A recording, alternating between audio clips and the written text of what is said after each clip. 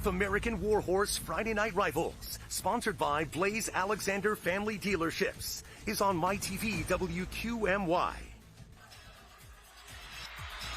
Welcome inside Dunmore's Veterans Memorial Stadium. Tonight, it's the District 2 AAA Championship and a Friday Night Rivals Top 10 Showdown.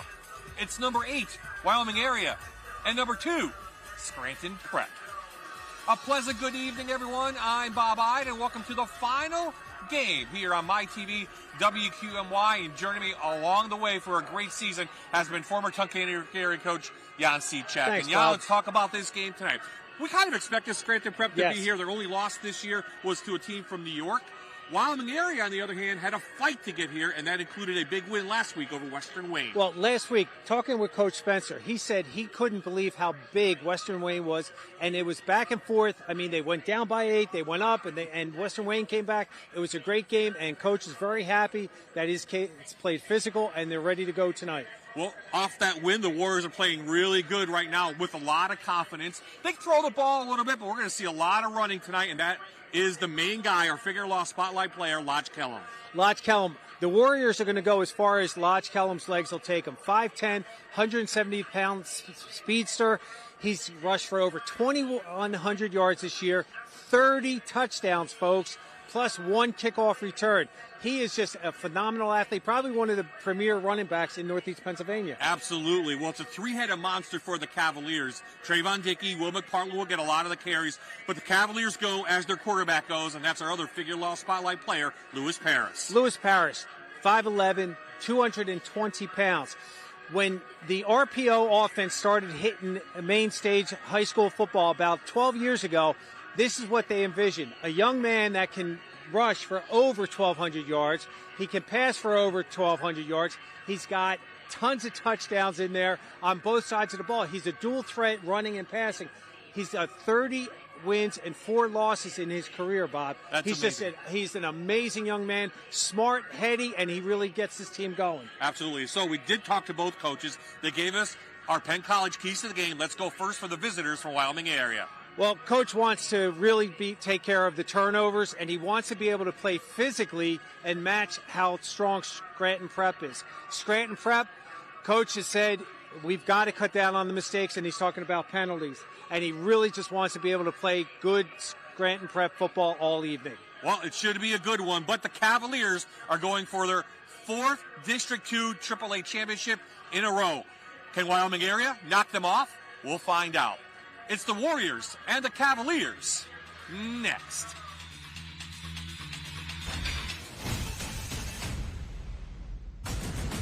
You're watching North American Warhorse Friday Night Rivals, sponsored by Blaze Alexander Family Dealerships on MyTV WQMY.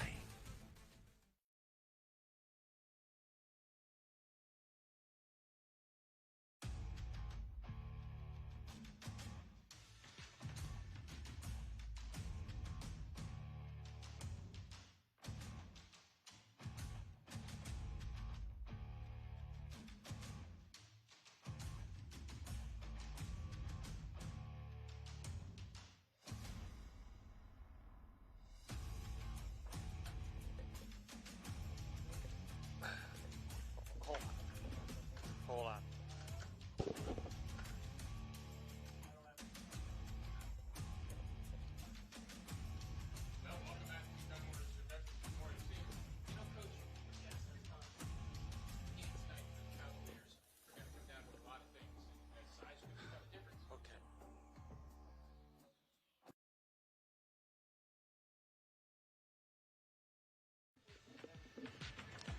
And here come the Warriors from the Wyoming Valley Conference. Wyoming area 11-1 coming in. The only loss to Western Wayne. Here come the Cavaliers from Scranton Prep out of the Lackawanna Football Conference, Division 1.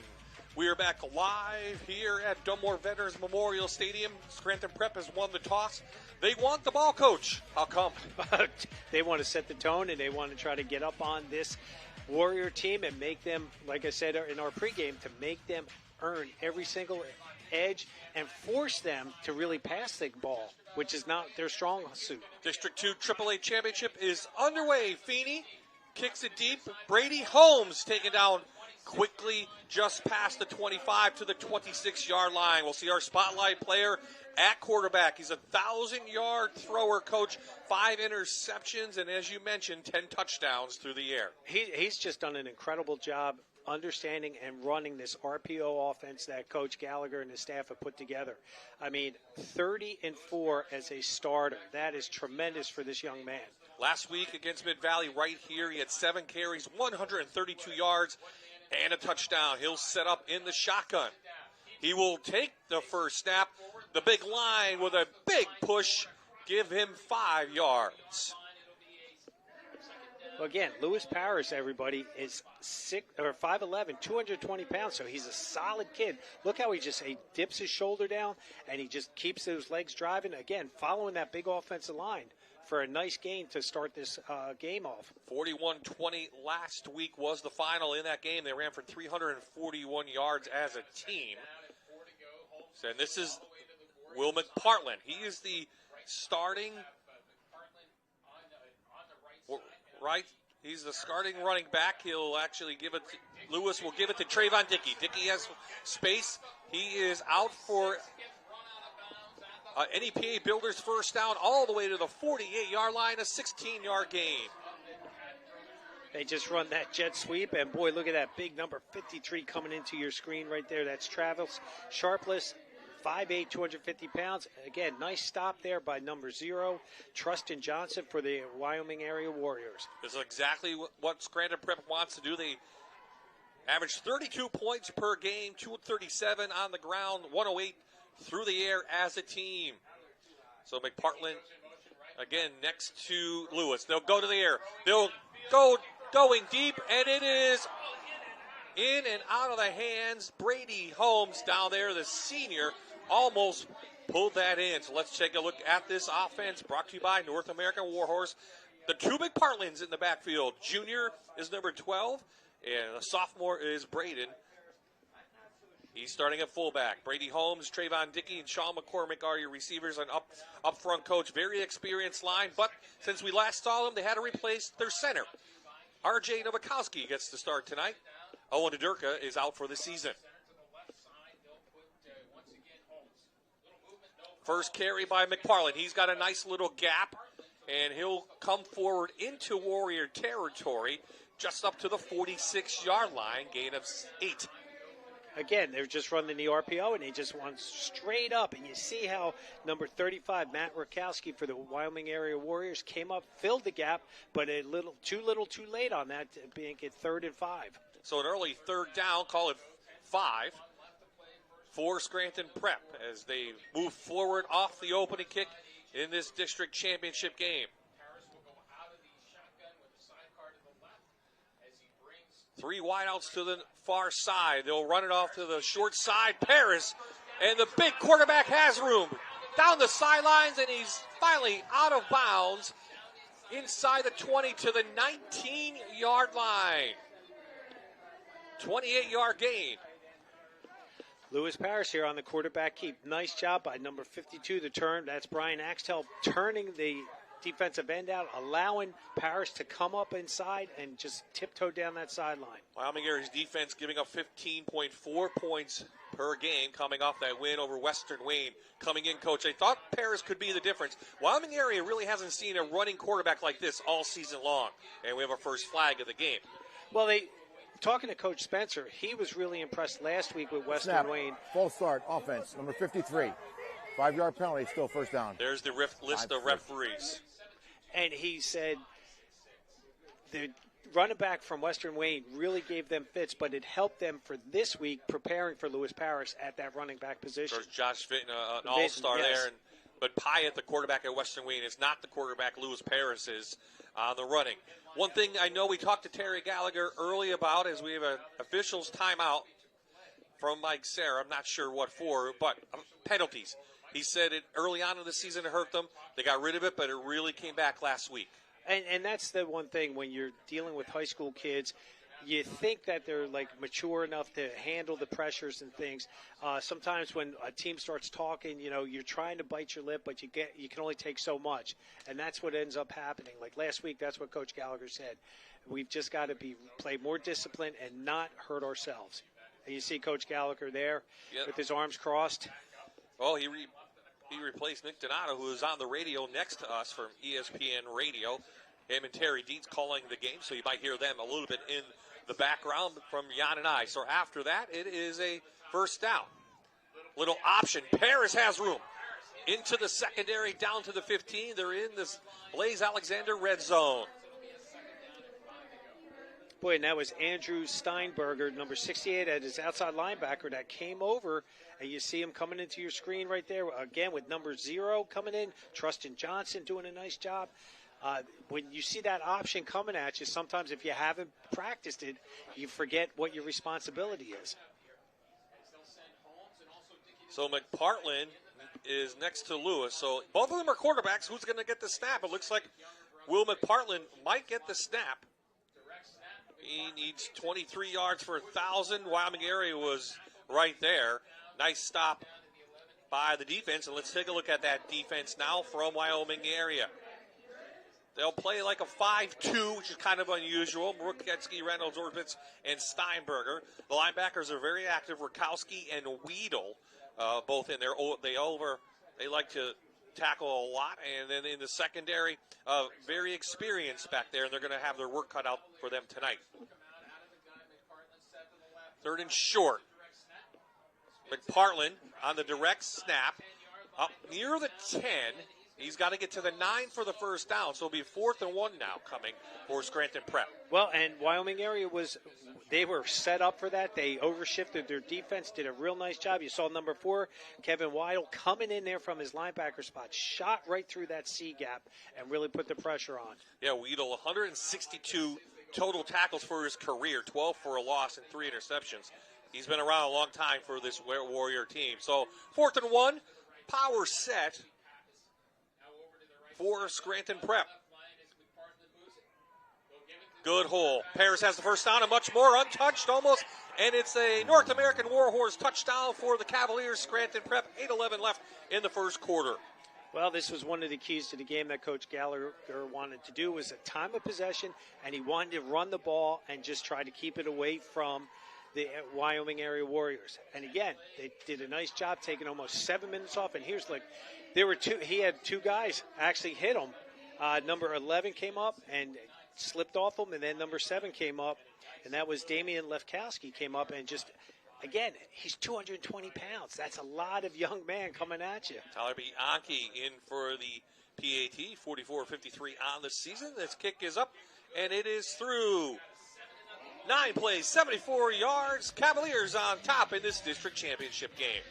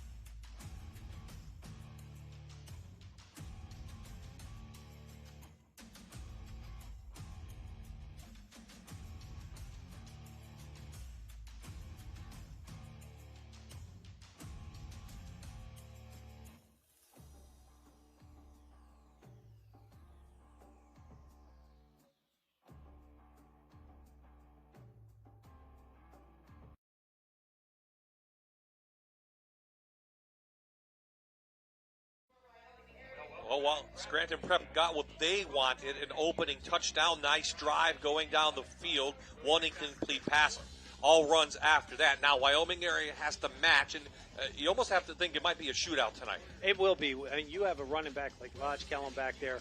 I mean, he's rushed over 2,000 yards this year, 30 touchdowns. It's no surprise who's going to get the ball, and he's a heck of an athlete, and he's going to try to get these Warriors back into this game. Well, there you see Bianchi coming in, done a nice job kicking the ball. this year. Kind of got recruited late. He struggled early on the PATs, but lately he's been doing very well. So the left-handed kicker, little squib kick, probably going to try to keep it away from Kellum, and they do. Good tackle. Looks like McPartland shoots down there, number 14. And that was Donovan Miller who carried that back. And Anthony DeLuca, no relation to Dom DeLuca, if everybody's wondering. Had a nice season. Really? This shot is for pregame. He does have a uniform on. Don't worry, we're all set from him. But talk about his season. He's had a great year. Almost 1,300 yards. He's 16 touchdowns, 5 interceptions. So his ratio is pretty good there. I mean, again, he doesn't throw the ball a whole lot because he doesn't need to when you have Lodge Kellum in the backfield with you. Okay, so DeLuca, Crane will line up next to him. Kellum is out in the flat. They'll throw the ball right out to Kopechny and the sophomore, as they did even a week ago. He's fumbled. Did they say he's down, or is it prep ball? It is Scranton prep ball. The sophomore coughs it up. We'll see if we can get a replay out of that and see what happened. But a big turnover early on. I like the call. Let's go on the first down. Let's go with the pass. Great job. A little pitch and catch right here. Nice job. Ball security. Look where this ball is, everybody. I always stress this every year. That's close, Coach. He had the ball in his inside hand. He should have tucked that to the outside. I don't know if his knee was down. There's no replay here. There's no replay, but, Will McPartland picked it up. There you saw Jack Dowling knock it out, so Cavaliers have another chance to add on to this early score. They have the ball on the Warriors' 37-yard line. A short field, another flag, and Terry Gallagher is upset, and so is Billy Pascaliccio, the offense coordinator. Or is there a timeout? Oh, there's a timeout. So Wyoming area called timeout. So 7:57 remaining. There you see Coach Gallagher. 119-72 overall.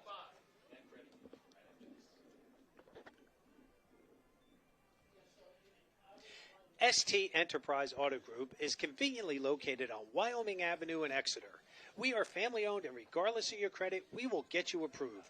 Come by and check out our inventory of vehicles, plus we offer daily and weekly rentals.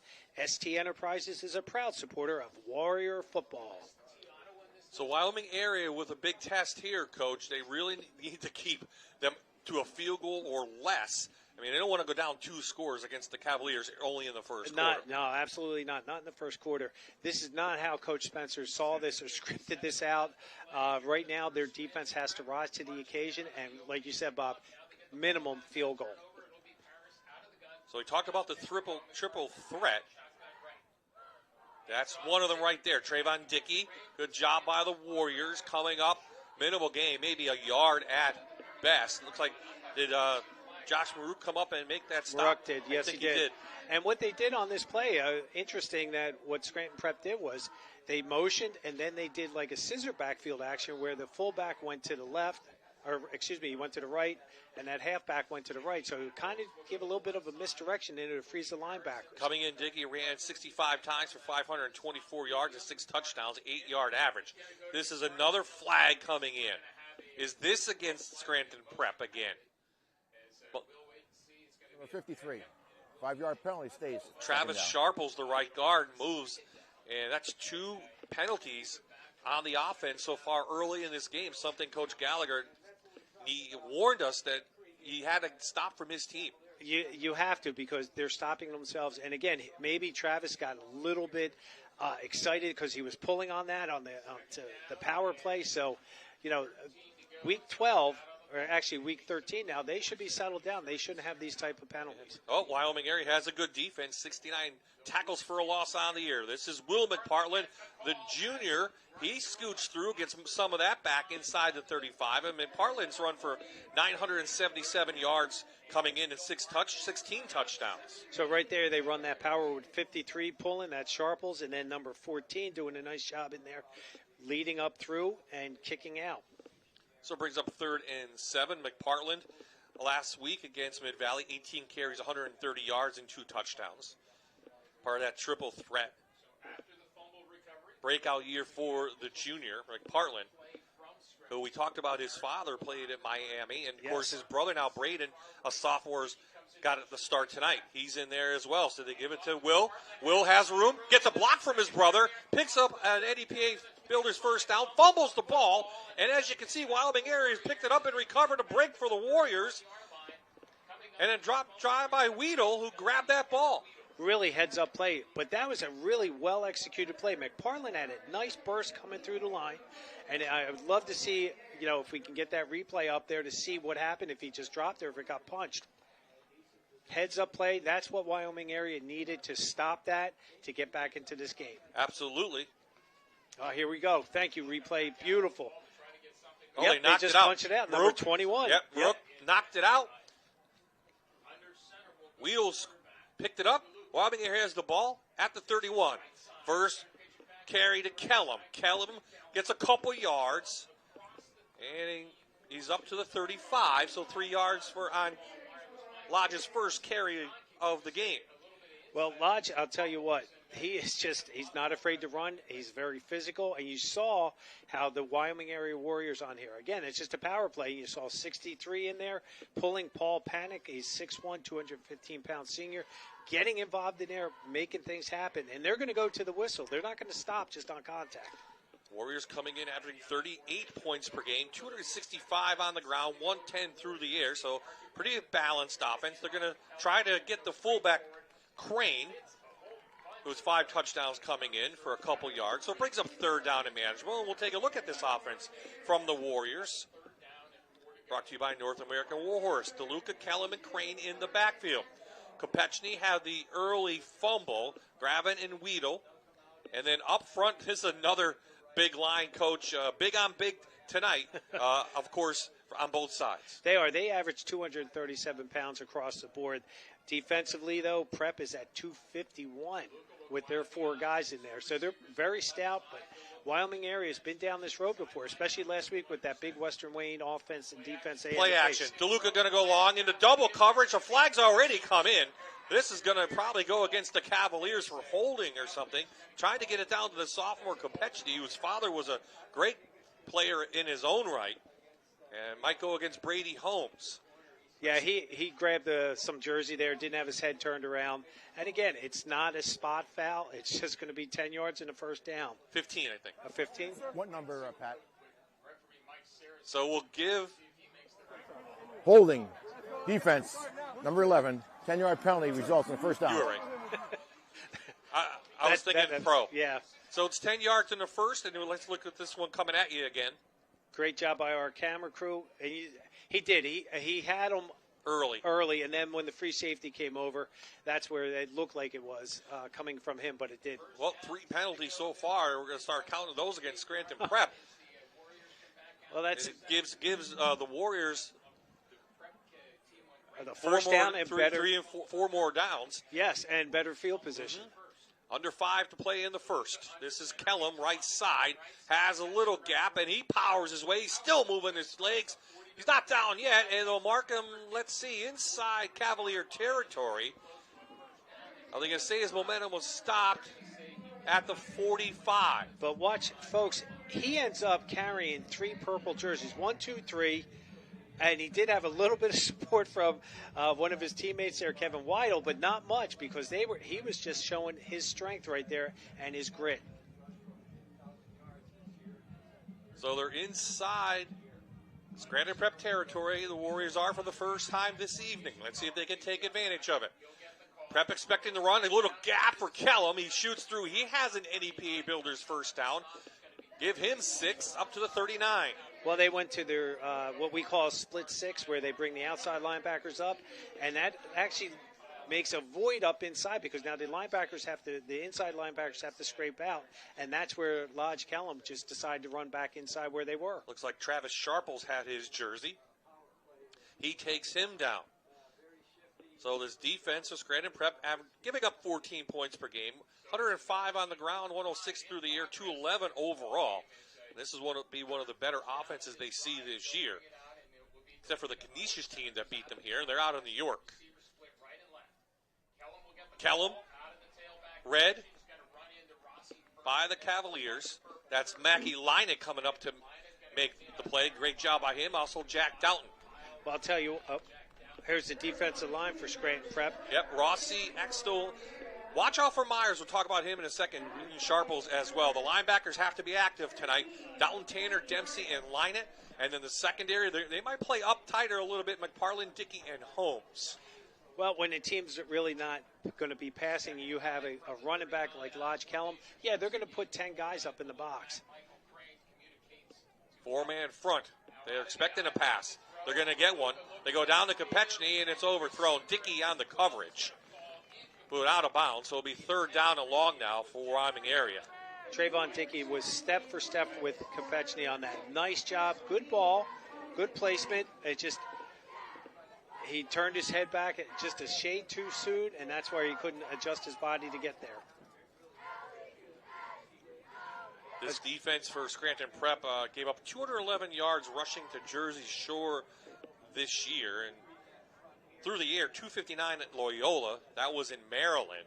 But they were losing in that game, so they had to throw a lot more, and Prep won that one. So Prep has not lost to a team from Pennsylvania this year. That's what says Coach Gallagher wants to do. He wants to play the best competition he can to get ready for these situations. Kellum not even touched until he's 6 yards downfield, falls forward for about 9, and bring up 4th and 1. Nice job by Wyoming area's offensive line on there to get redo the line of scrimmage. They pushed them back about 3 yards. That's why he had so much room before he got touched in there. And you see, there's big number 75 coming in there. You know, that's Ambrose Rossi. I mean, he's played very stout, but again, he was downfield. My mistake, I gave him an extra yard. So 4th and 8 for Wyoming area. So a big play here. As Kopechny comes back out, Holmes will go get to him. They're in the eye. 4th and 2 after the fumble. Kellum has it, puts his head down, wrapped up, and depends on the mark. Big push by McPartland in there. All those Reese Tanner as well, and Mackie Lynett all pointing the other way, and it's going to depend on the measurement, I think. Wow, the official on Wyoming areas had him over the 30-yard line, and the one we have on Prep side is right at the 30. They've just run ISO play in there. Good job. They went to that, like I said, split 6. They had 6 guys on the line of scrimmage, and they reestablished the line of scrimmage and pushed it back, allowed the linebackers now to flow. Dickey had him first. He was on the bottom. He grabbed his leg, so a big measurement here for Wyoming area. 1:53 left in the first quarter. 7-0 Scranton Prep. I think he's got it. Oh, it's going to be a leak. It's going to be Prep holds. There you see it right there. Great job by our camera people. Prep holds, and they'll get the ball back at their own 30-yard line. Well, they get the fumble recovery, and they moved down the field, and they stalled. Again, we always say football is a game of inches. That was about 4 or 5 inches right in there. And now give Prep's defense kudos for that. Now they get to give the ball back to their offense, and let's see how Wyoming area responds to this and see what happens. So both teams have a turnover so far here early on. James Pappas comes out of the backfield. Get out to Dickey, and Wyoming area is right there. Beautiful. Great job by Jacob Morden coming in. The senior makes his 67th tackle on the year, and it's a big one. This is a perfect. Watch this tackle for him. Nice job. Has his head low and across, wraps the leg, nowhere for him to run. Actually dropped him for a 1.5 yard loss. Yeah, that's his 8th TFL on the season. I was going to add that, Coach. So Wyoming area doing a nice job scouting this offense for Scranton Prep.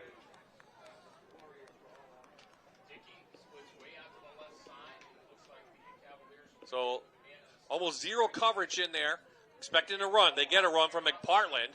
He moves forward a couple yards, but it'll be 3rd and long now. Facing this team, Tyler Reynolds on the bottom. The big senior wrapped him up. Boy, he's 5'9", 280 pounds. He's solid, and he moves really well.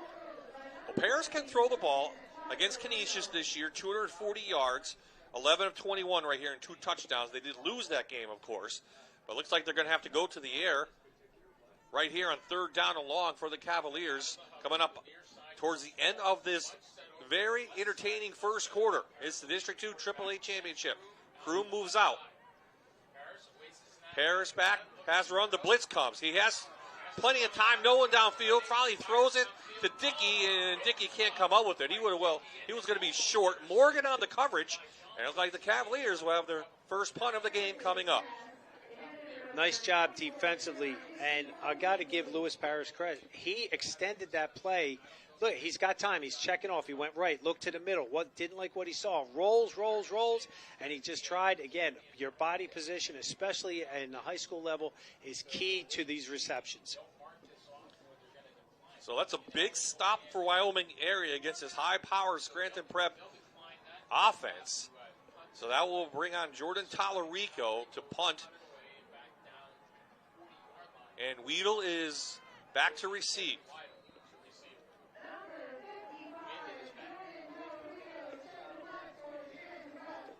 Good snap. Here comes a big rush.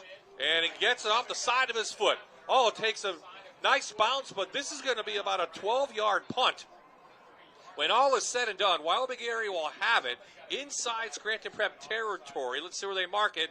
Right about the 43-yard line. The Shea Insurance Agency is proud to support high school football. Located on Highway 315 in Wilkes-Barre and Wyoming Avenue in Wyoming. We are an independent agency offering home, auto, business, and life insurance. Compare and save. Call the Shea Insurance Agency, 570-704-0074. Well, the Warriors are set up perfectly as we could end the first quarter on the next play. They drove down deep but couldn't make it on fourth down, but the defense holds. They get the ball back. Quick pitch to Kellum. You don't want to get him outside. He's got good speed. He cuts it back. Andrew Dempsey right there, along with Travis Sharples and Reese Tanner. About a 3-yard game, and that should do it. The last play of the quarter. Wyoming area trails 7-0, but they're set up maybe to tie this one up in the District 2 AAA Championship.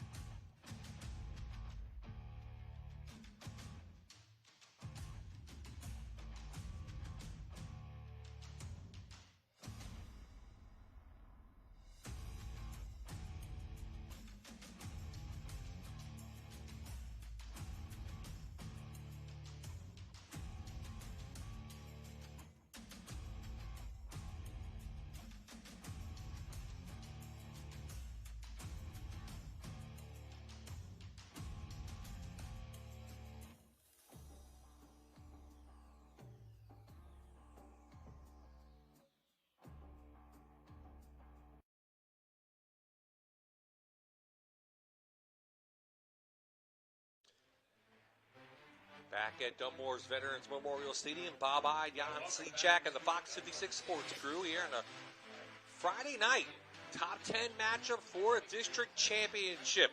Prep leads 7-0. They scored on their opening drive, but Wyoming area is knocking on the door. Good field position as we begin the quarter. DeLuca to the air. Out to Weedle, and Weedle pulls it in at the 30. They'll count it 31-yard line. It is an NEPA Builders first down. That's a great play action fake in there on that RPO. And you'll see run pass option, and he did the pass right there. Nice. Oh, and the ball did get tipped too. And Weedle had to come back for that, but good concentration. Well, they're using the play action pretty well tonight, I think, so far. I mean, obviously, you're going to key on Kellum. Absolutely. And Kellum's got his runs, but I think they've thrown more than I've watched film on them that they've thrown before. I mean, they threw 27 times in the first meeting with Western Wayne. Now, as DeLuca went through the air for touchdowns for 173 yards. Back to Kellum. Kellum behind his line. Tries for a couple yards inside the 30 to the 28. Well, Lodge Kellum, if he gets through that line of scrimmage, he's got great burst. Again, you see right there, it was a little bit of that scissor action. Fullback went to the right to fill in for the pulling guard and tackle, and then the tailback is just hesitating a second. He does a counter step, a little jab step to the right, cuts back to the left. Looks like junior Andrew Dempsey in there, 75 total tackles for the junior linebacker who made that stop.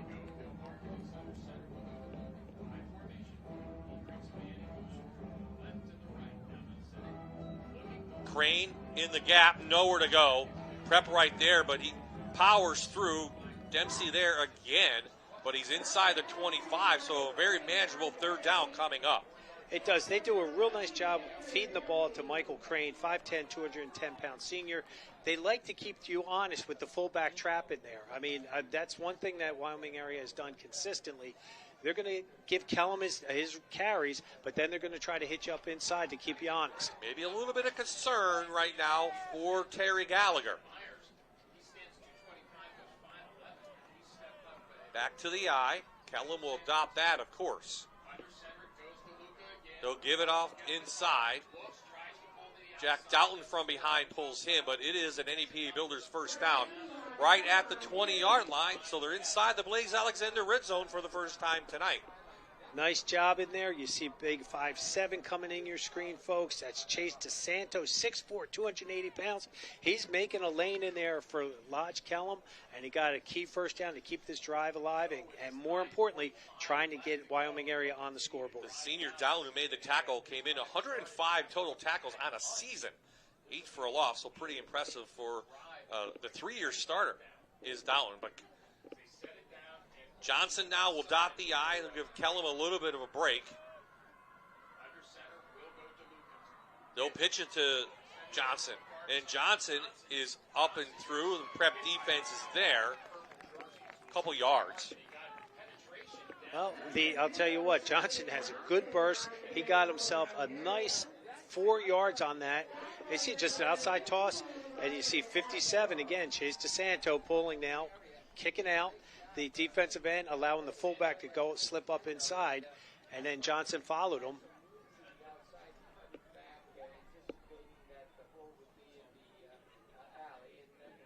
Trying to look for Kellum.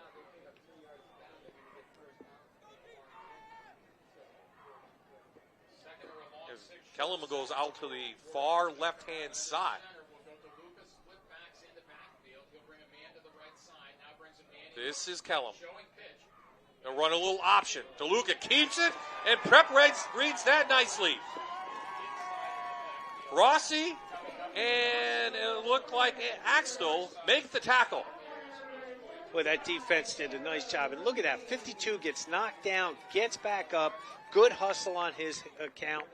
Nice job by the Cavaliers' defensive line to really stop that play in its tracks. You saw Kellum coming over. They tried to run the option with him. Prep wasn't fooled, so it's 3rd and long now from the 18-yard line. Well, give Prep's defensive line a lot of credit for maintaining their gap responsibility. They didn't bite on the motion. Again, you don't see it when you're down. Linebackers see that, and they played really sound football. So a big 3rd down for both teams. Little fade pattern, and it's in and out, knocked down nicely on the coverage. Brady Holmes trying to get to Kopechne, and it's 4th down.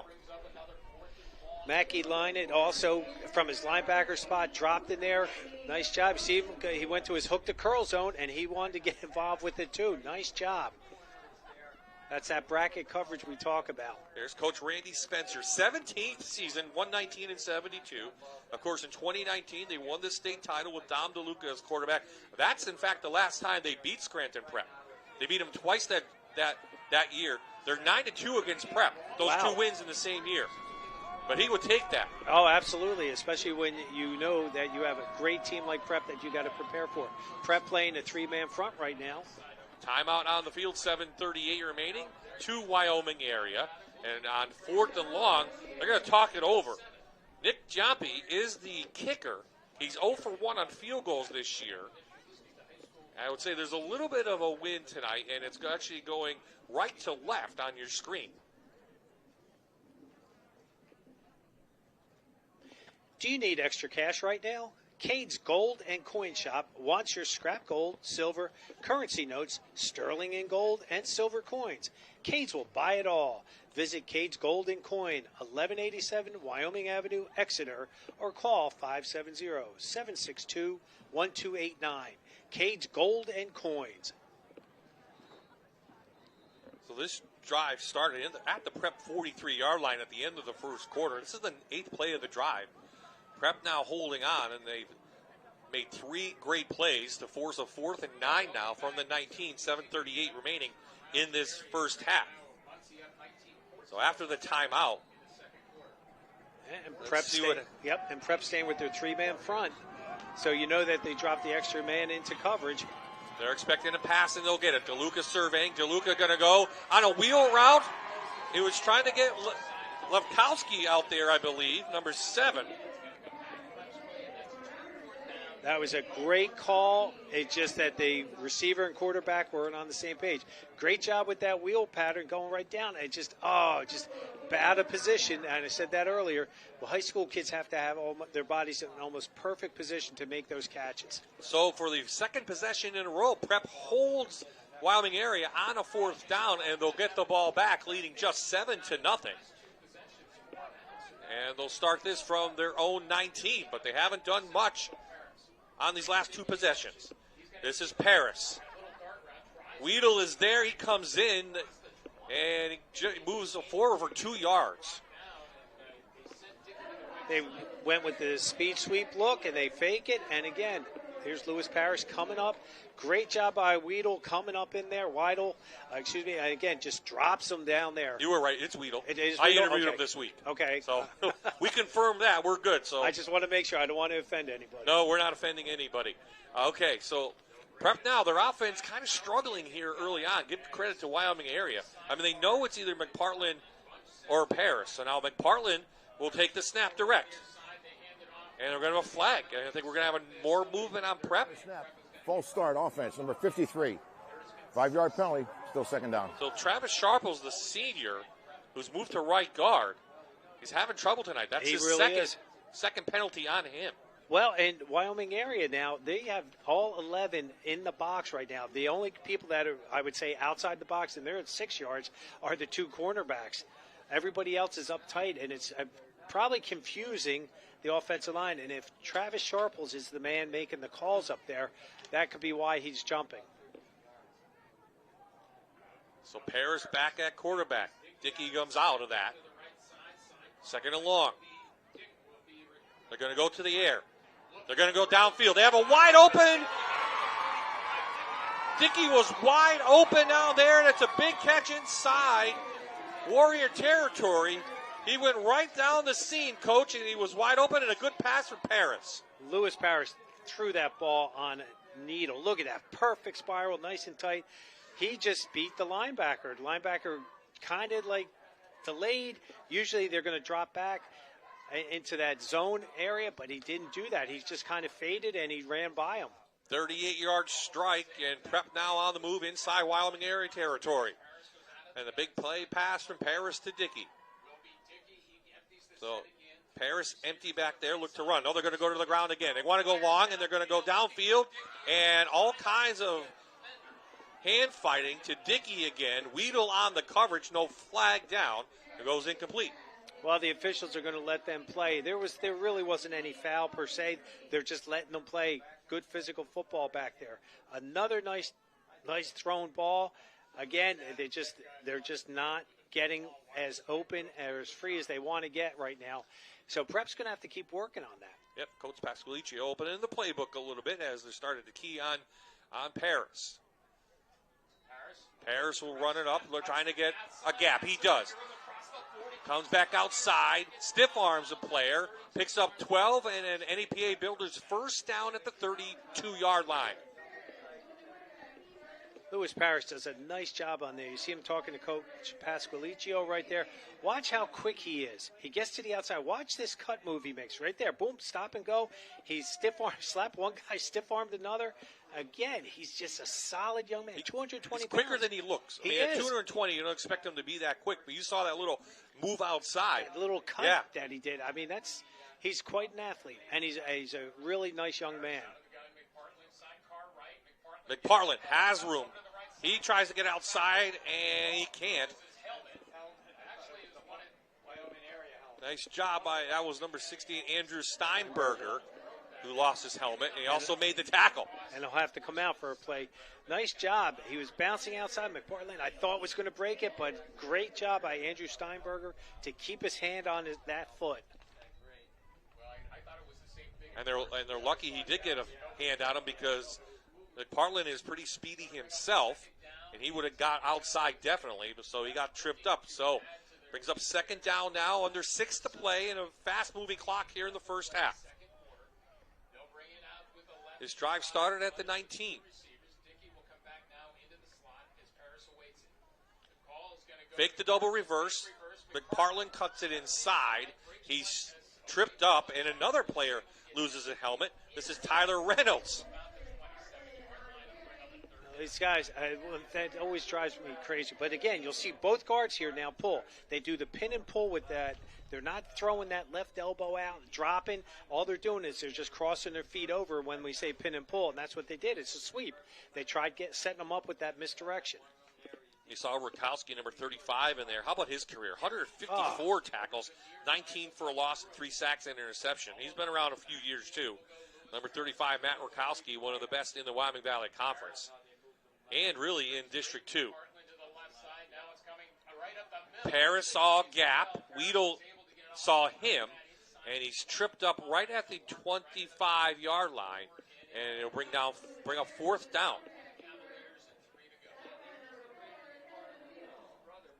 Good job by Weedle to read that, because Paris obviously saw a hole. He saw, and again, what happened was that Tyler Reynolds shot the gap, came up really quick, and that's where that gap formed, and he shot right up in there, and Weedle did a nice job maintaining that.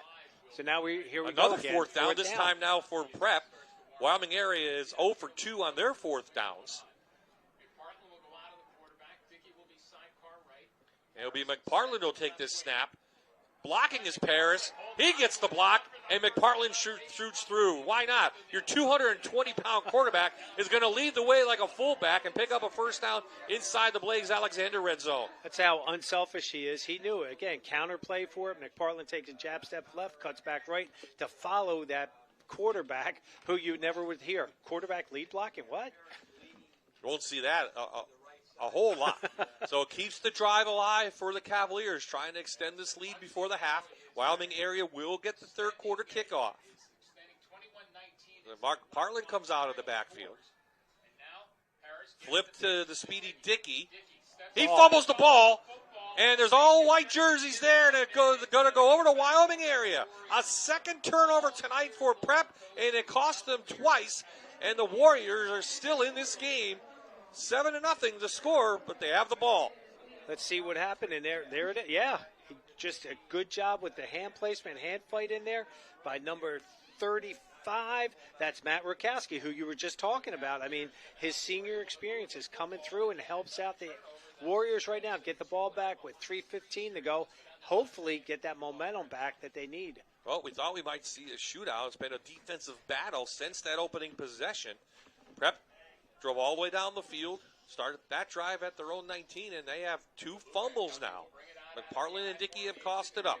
This is Kellum, and he can break through and tie this one up quickly, and he moves forward past the 25. Well, Lodge Kellum right in here. They're running a power play, 73. Coming into your screen right there, folks. That's Max Getzy, 6'2", 260 pounds, coming at you. The winner of tonight will play the winner of Northwestern Lehigh and Conwell Egan, which is taking place. We'll get a score over that. We also want to get some scores to you from District 2. We haven't had time because of all the action, so we'll try to update that as we have some local District 2 and District 4 playoffs happening as we speak. But right now, focus is right here on this top 10 matchup. Pitch to Kellum. He gets a block, carries some players, and he's going to be over the 33 to the 34, and that's an NEPA Builders first down. Dickey there on the stop on with Travis Sharple. Well, they just ran power, and number 68, Andrew Steinberger, leading the way. You see that key block right in there. That's just allows him to just get that little bit of opening he needs. Lodge Kellum, and he just squeezes that up in there. I see Abington's losing 14-0 to Hollidaysburg. Schmokin struggling with Juniata 27-0. Muncie and Lackawanna Trail just down the road. It's Memorial Stadium in Scranton in a shootout. It's 25-21. This is Kellum trying to get outside. Dickey's there. Tackles him low, about 3 yards. Valley View down 14-0 to Pope John Paul. Here's the replay on that. Just they go with the toss play outside. Good job taking the legs out on him. Number 24, Trayvon Dickey. He knows what it's like. He's a running back. He knows the one way to stop a running back is take his legs. So Wyoming area, again, will get the second half kickoff. So how urgent and how much do they want to risk getting a turnover and giving Prep the ball back? Well, Prep might start calling timeouts. Quick pitch to Kellum. He puts his shoulders down and he carries Cavaliers forward near the 45 to the 44, a 9-yard gain. There you saw the power from Lodge. Just they go with the quick toss play right there. Boom. The way that they run that, though, it's just so effective. Again, their offensive line's just all they're doing is fold blocking the tackle to the outside to seal off any linebacker flow, and Lodge just takes it and does what he does best. Again, you would think 170 pounds, not very strong, but boy, no, he's pretty built. And we saw him carry that. Yeah. He had 329 yards and 3 touchdowns against Dallas. Downfield to Marouk, and it's knocked away by McPartland. So the safety comes back. They try to squeeze the tight end down, and the clock stops at 38 seconds. I like the play call. You got this down on first down. Boom. Here it comes. Nice ball thrown. Good coverage by McPartland, though. He threw the ball inside where McPartland was. Great job by our end zone camera guys. Again, nice job. Well, Prep's in a game. They haven't been in a game in a few weeks, really, since Canisius beat them here. Most of the time, they've had a big lead going into the second half. Tonight, it might be just 7-0. So great job by Wyoming area coming up to Dunmore here. They'll give it to Kellum. Prep is there. The linebackers come over. Reese Tanner and Andrew Dempsey, both inside linebackers, make the stop, and that should roll out the clock if they want it to be.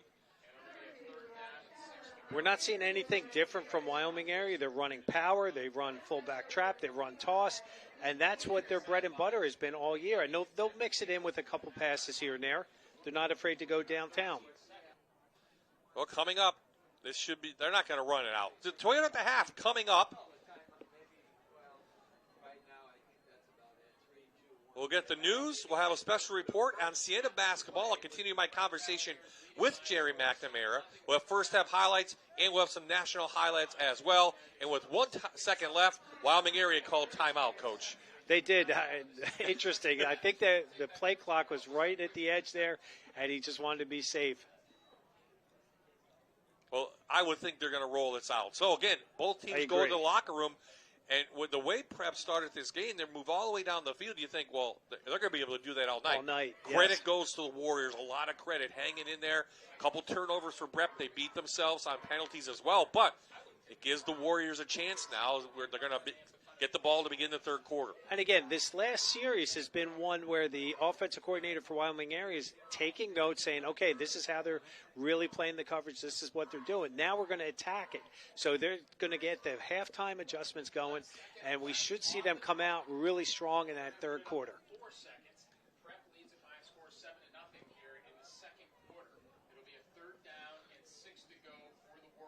So they put 4 seconds on the clock. So third down for Wyoming area. They're not in the Hail Mary type of formation, so probably a handoff here to Kellum or something just to see if he breaks it. It is a quick pitch. Maybe they'll break it. Prep is there. Kellum does shoot through. He'll go to the 40, but there's 0 on the clock, and that will do it. So at the half, Prep leads as they go for their 4th title in a row in the District 2 AAA Championship. But it's only 7-0. We should have a great second half coming up.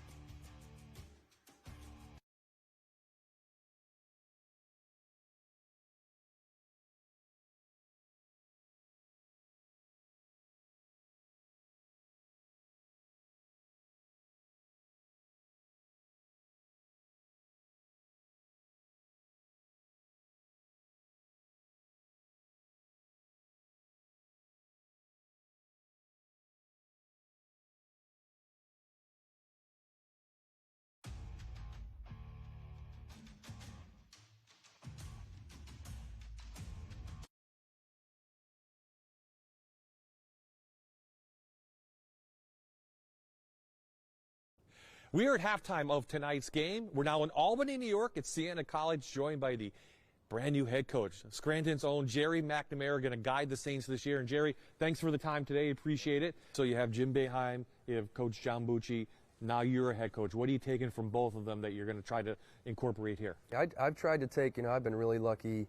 I had those two, Mike Hopkins. I worked with Adrian Autry for over a decade. I've had so many great influences in the coaching world. My father being my kind of first taste of coaching, and at Holy Rosary, at Holy Cross, and West Scranton, and great leagues. But the biggest thing, to be quite honest, is the experience of, I don't take it lightly that the guys that I coach, the young men I coach, I'm going to have a big influence in their life, and it's important to me the experience they have while they play for me in my program. I have to. I hate to say it, but when you sit in that chair, a lot of kids are going to judge you and their relationship with you based on how much you play them. So from my standpoint, I have to always be honest and truthful in that process. So when they leave, they can at least say, you know what, he was always honest with me. I think that's the most important thing I could do for the players I coach. And I've learned in a lot of ways from really the great mentors I've been around. And my approach and how I do that is probably the most unique. It's a little different than anybody I've been around. I think when I talked to you when you took this job, you said I have to find players. Have you found those players? And I know you have almost a brand new team. Yeah. From what was here in the past. We're off to a really good start. I think I've definitely found the players that I can start to build a culture of what I want this to look like. And I've said from the start I've been really, really impressed and proud of the maturity of our group. It's so overlooked. Of the daily approach of, do they give you everything they have every day? Are they coachable? Are they receptive to learning? And from June 3rd, when I got this job, I've had a group that's really, really been eager to learn, and they come in ready to work. And to me, that's an incredible foundation to start off with. You've seen a little bit of play. So what do you think the strength of the Saints will be as you start the season? Well, based on our early games, we didn't shoot the ball particularly well from the three-point line. But, the one thing that's always going to travel is the defensive side of the basketball. And our guards, in a lot of ways, are a strength of this group, and one of the reasons you don't really think about that much is we have really good on-ball defenders. And one of our guys, Justice Schultz, is as good as anybody. I think he's Defensive Player of the Year capable. Major Freeman's really good on the ball. Marcus Jackson's really good on the ball. And I've got multiple other guys that they have size and strength. Gavin Doty, as a freshman, is a really good defender. The fact that I can run different guys on a ball handler and impact the point of attack in terms of where we pick up and pressure and take some teams out of what they're capable of doing and operating offensively, I think that's kind of got to be the staple of who we are, because your jump shot's not going to travel to every game, but your intensity level on defense should. Absolutely. You mentioned Justice, Holy Redeemer kid, played at Lock Haven, played really well there, so you bring him here. How's he adapted to this brand of basketball, and what do you expect from him? You know his electricity in the open court. He's so difficult to stay in front of. I still think he's showing strides and growth in terms of being an overall point guard. He can get downhill and score, but he can also pick you apart. And it took him about 2 weeks, and then by that third week in the summertime, you could see he was one of the first guys here every day, working on his shot, working on his game. And I think he's all league good. I do. I think he's that level of talent. When you get the ball downhill in his hands, if he can get to that 15, 16-foot area, change speeds at the elbows, and make reads, really the sky's the limit of what he's capable of. One of the games we're going to see you back in your hometown area at the Mohegan Arena, Casey Plaza against Bucknell. But what are you looking forward to going back to the area and bringing Division I basketball back? That's what I'm probably most excited about. It's hard to believe that my Syracuse team was the last Division I team to play there. I'm pretty sure that's accurate. So True. For all these years later to be able to twice be a part of bringing it back to the place that I love, that's home. I've said it even at the press conference. This is home. Regardless of where I've been and where the game has taken me, this is my home, and my family's all there. And it's it's just such a great area in terms of sports lovers. So I was raised. Those are the people, blue collar town that I was raised in, and I know it's a big test playing against a team as quality as Bucknell and two young coaches trying to get after it who are friends. But to me, it's about bringing the sport and love of a place that really, really appreciates that quality of play, and I'm just happy that we're a part of it, being able to bring it back there. I don't know how many busloads we'll have at Siena games like we did it when your Syracuse days, but I know everyone in northeastern Pennsylvania is going to be following you. Hopefully we can pack that arena November 30th, and we really appreciate seeing you, Jerry. Good luck, buddy. I appreciate you. Thanks, okay? Mark. Good to see you. We'll be back with more of this game after this.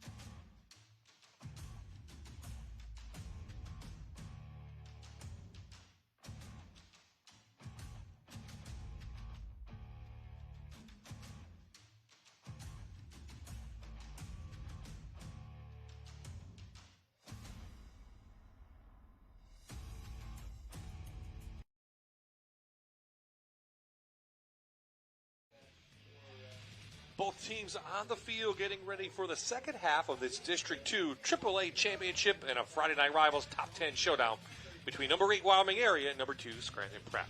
We bring it into the warm booth, and we don't mean to rub it in, but we're happy to be inside. Bob-eyed and Jan Cechak, and it turned out to be a defensive game. 3 turnovers, 2 by Prep, 1 by Wyoming area, some fourth down calls, some fourth down defense. A little bit unorthodox tonight. I don't think 2 teams averaging into 30 points per game. We didn't see that so far. A defensive battle. Who would have known? But again, the key has been those fourth down stops by both teams. That, I mean, again, we're talking like 4 to 6 inches difference to keep a drive alive. We knew that Kellum was going to be the guy. We knew McPartland. We knew Parrish was going to be the guys for Prep. And both defenses have done a great job stymieing both their opponents' offenses. Let's take a look at some first half highlights, and there's not much because Prep ran down the field and Lewis Parrish carried the ball in for the only touchdown of the game so far.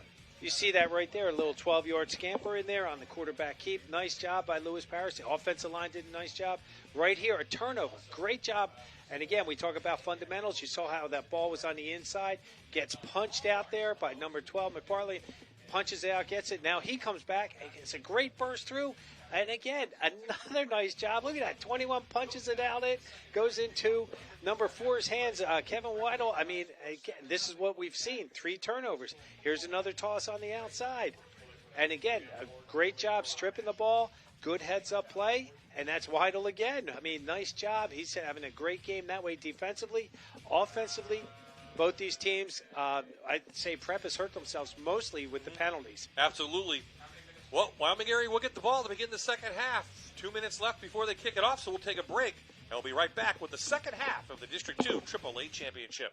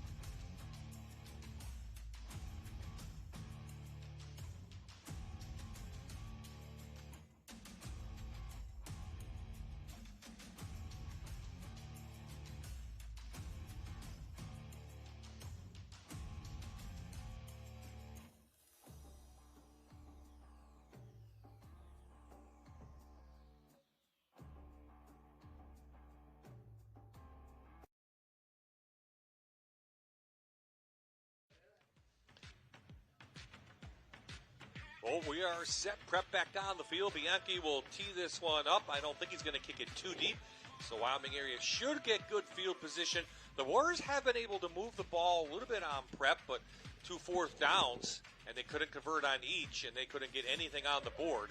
So what do we expect in the second half? I mean, I hate to say, we thought offense in the first half. Are we going to see offense in the second half, Coach? We're going to need to see some offense. I mean, right now, Wyoming area is really doing a nice job stopping the Cavaliers, and likewise what the Cavaliers have done to Wyoming area to keep them off the scoreboard. Now, we've seen pretty much what Wyoming area does. They run ISO, power, fullback trap, some quick passes. Maybe we'll see some bootlegging in there with the quarterback trying to roll him out, try to set him up some. And then I think Lewis Paris is just going to, I think like we saw last week with Valley View, he's just going to have to take control of the game. So Morgan pulls it down. Another good tackle on special teams by Braden McPartland. The Wyoming area will have the ball at the 33-yard line. ST Enterprises Auto Group is conveniently located on Wyoming Avenue in Exeter. We are family-owned, and regardless of your credit, we will get you approved. Come by and check out our inventory of vehicles. Plus, we offer daily and weekly rentals. ST Enterprises is a proud supporter of Warrior football. So Kellum has 72 yards on the ground. And this is Kellum. So not a typical Kellum night, but he gets about 5 yards on first down. You'll take that every time. Reese Tanner on the tackle. Here you go. Just here, there's a base power play, and big 68 Andrew Steinberger coming in there, getting involved, kicking it out. The first jersey he sees in purple, allowing Kellum to gain 4 yards. Steve Bennett did a great job getting us some stats. Bob started talking about him. Kellum had 72 yards the first half. Here we go. No, go ahead. Kellum again. Off the right side, he's got a little gap. And he's got a Einen GMC first down at the 45-yard line, so a gain of 7. You saw number 63 and 68, Panic and Steininger, come in here both. There you go. They're coming in. There you go. Nice job. Overlap, kick out, and pull up inside. Second man through goes to linebacker level. Paris, first half had 69 yards rushing, 40 yards passing. McPartland had 38 yards in there. So, again, we're not seeing a lot of offensive fireworks because both defenses are playing really tough. Kellum and big hit outside. Hello, Mackie Lynett behind the line of scrimmage. Great job by him, his 4th TFL on the season. Wow, watch this. He's right there in your screen. Look at how he just beat the offensive block coming at him and just did a great job with that wrap, drove his shoulders into him. We got a Travis Sharples, number 53, the defensive tackle, also the starting right guard, shaken up. You see him coming off gingerly. Let's see who come off with a helmet. We'll see who replaces him. Talarico's in there, number 55. He'll replace him. So officially no loss on the play. So he must have got forward progress. But, boy, that was a heck of a defensive play right there. Great technique.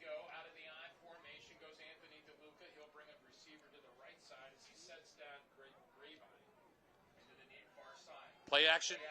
Yep, they're going to throw it. They're looking for a receiver. They're going to go long. And Kopechny and Brady Holmes going at it tonight on both sides of the ball, actually.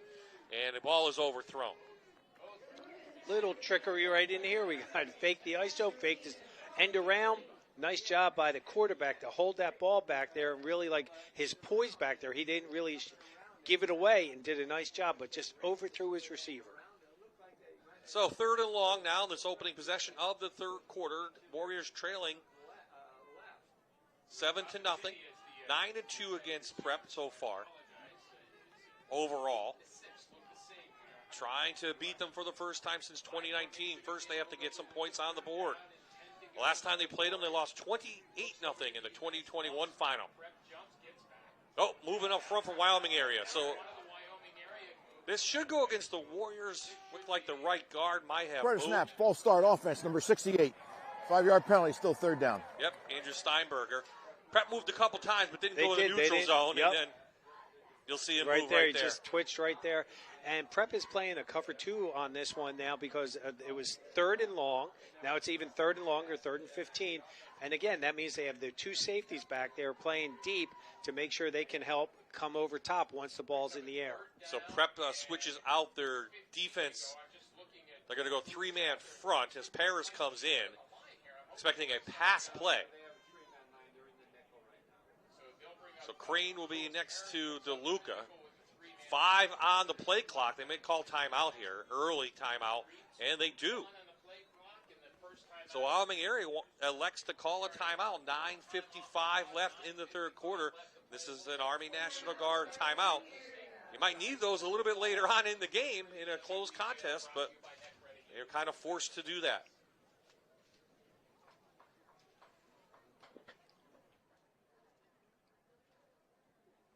The Shea Insurance Agency is proud to support high school football, located on Highway 315 in Wilkes-Barre and on Wyoming Avenue in Wyoming. We are an independent agency offering home, auto, business, and life insurance. Compare and save. Call the Shea Insurance Agency, 570-704-0074.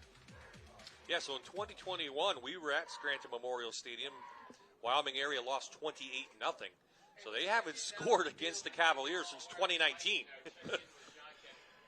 Bob, you just have all these facts, and that's what makes this so much fun to do these games with you, that you delve back into that to say that. And I'm sure if you said to Coach Spencer right now, he'd probably like, no, that can't be right. But that's crazy. Now, here we go, 3rd and 15. Yep, long. DeLuca pass. Lewis pacing. Paris didn't get him, but DeLuca chased. He's knocked out of bounds. And well short of the first down. Looked like Mackey Lynott again, who's having a nice second half. And here comes the Wyoming area punt team for the first time tonight. Well, that's due to the fact that they've had good field position in Prep, the Cavalier territory, and they just haven't been able to convert on those 4th downs. So this will be Turner. He averages 34 yards on every punt. And Dickey, he's a speedster. Let's see if they actually kick it to him. It's a line drive away from Trayvon Dickey. And it'll take a big Wyoming area bounce, and Prep will have it at their own 5-yard line. So Wyoming area turns the field, and they back Scranton Prep deep into their own territory. The law offices of Laura Dennis is a proud supporter of tonight's game. Laura has a practice which focuses on wills, estates, real estate, civil, and criminal litigation. Located at 843 Exeter Avenue in West Pittston. She prides herself on giving each client in every case specialized attention and expertise. Penalties and fumbles have hurt Prep. Paris finds a little gap, moves past the 10-yard line, so gain of 6 for Lewis Paris on first down. Nice job, quarterback keep all the way. McPartland does a nice job getting up to the second level, blocking number 4, Kevin Weidel, on the linebacker there. Again, and Lewis Paris does a nice job reading that. He bounced it back to the left, away from the support that was back there. Travis Sharple is injured on defense. He's back in at right guard. They're going to run Paris again. Kind of student body right. And he falls forward. He was tripped up initially by Steinberger, but he used the power to gain a couple more yards.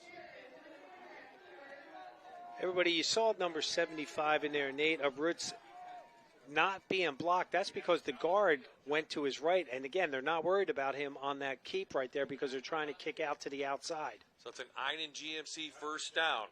Reese Tanner comes in now as fullback, along with the 2 McPartlands still in there. So this is Prep's power formation. See Sean McCormick there as the tight end. And this is McPartland.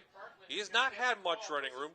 Maruk makes the first initial hit, and McPartland is lucky to fall forward to the 20. A host of Warriors in there to make that stop. nowhere really to run on that. They went with their power tight formation. Again, Sharples is pulling from his right guard to the left, but again, there were so many white jerseys, there wasn't really a lot of room for him to move. Coach Gallagher there.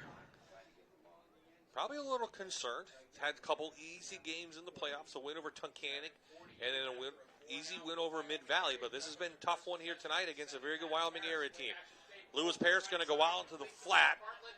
Has McPartland, he falls forward, gains 6, and that's a Nina GMC first down. I'll tell you what, the reason that he got that first down was because the way Wyoming area, watch at the end here, he's wrapped here right there, 68 and 35, drug him forward, and that was Gage Speece did it, that, he brought him down, but he gave him the first down. So Speece and Rakowski, time ticking too. The other thing in Prep's favor, they want to take some time off the clock, but they like to at least flip the field, if not score. Paris read nicely, but he finds room, and Paris is off. He's faster than you think. Lewis Parrish down the sidelines. No one's going to catch him. 75-yard North American Warhorse touchdown for Lewis Parrish.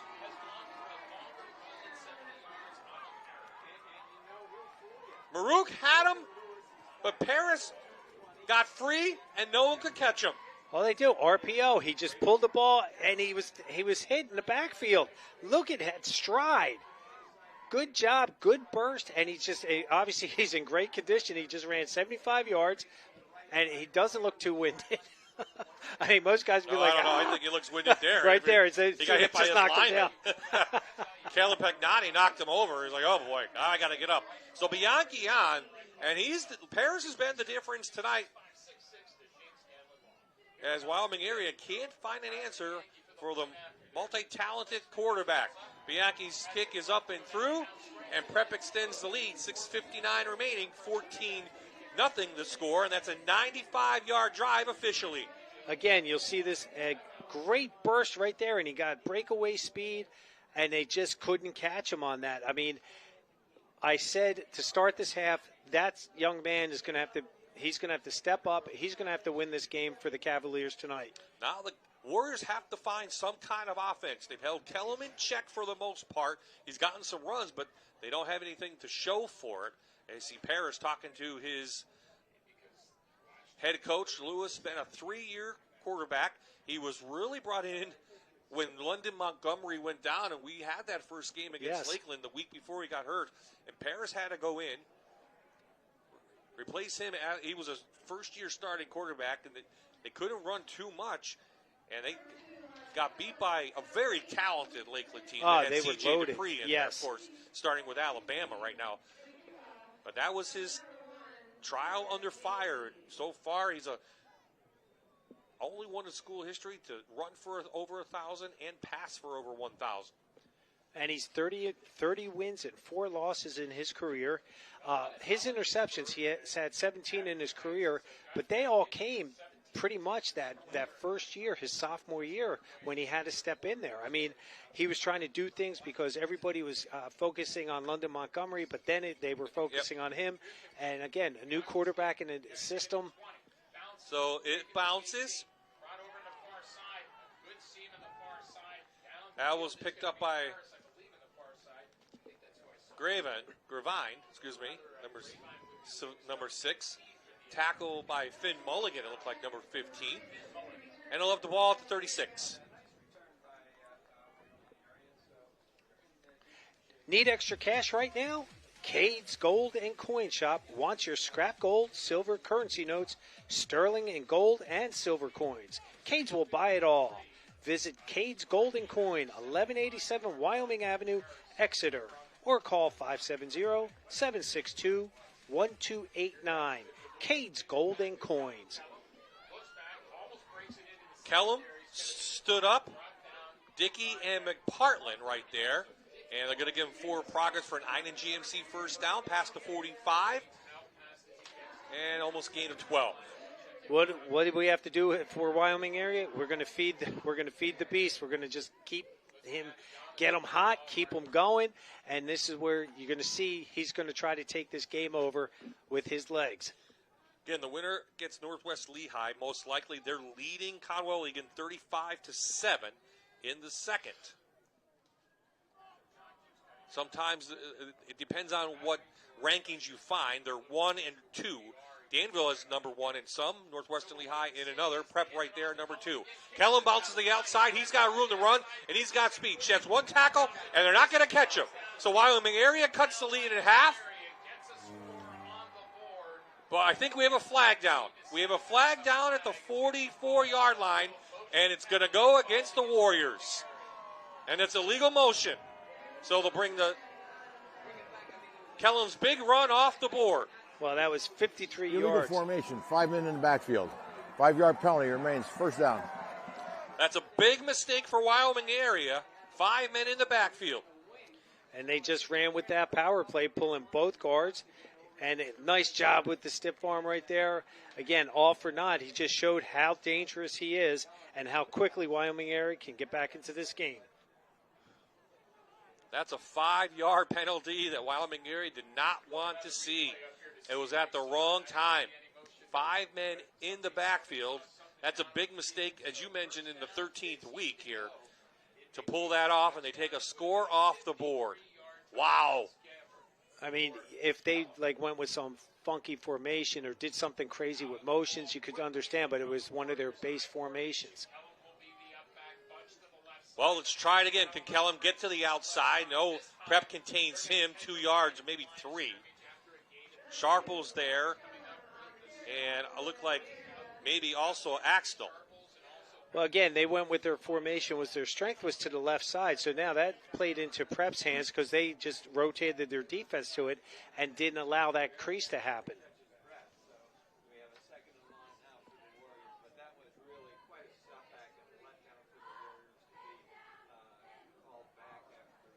So the Wyoming area has got to show a little more urgency here.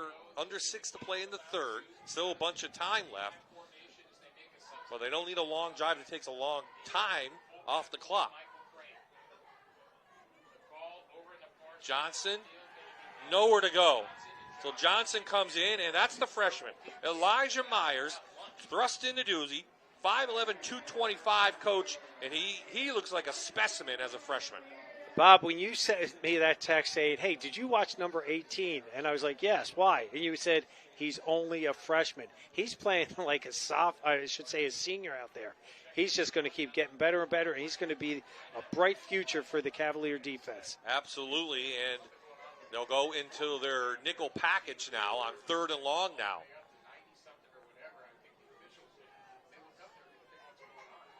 I'm watching Coach Gallagher on the sideline. He calls the defense.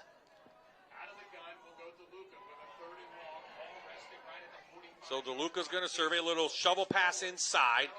Prep's right there, and he falls forward inside territory of the wall. Scranton Prep, if you're down 14-0, Randy Spencer, you going for it here? I think he will because, hey, this could be very well your last game, so you got to give everything you got, open up the playbook and do it.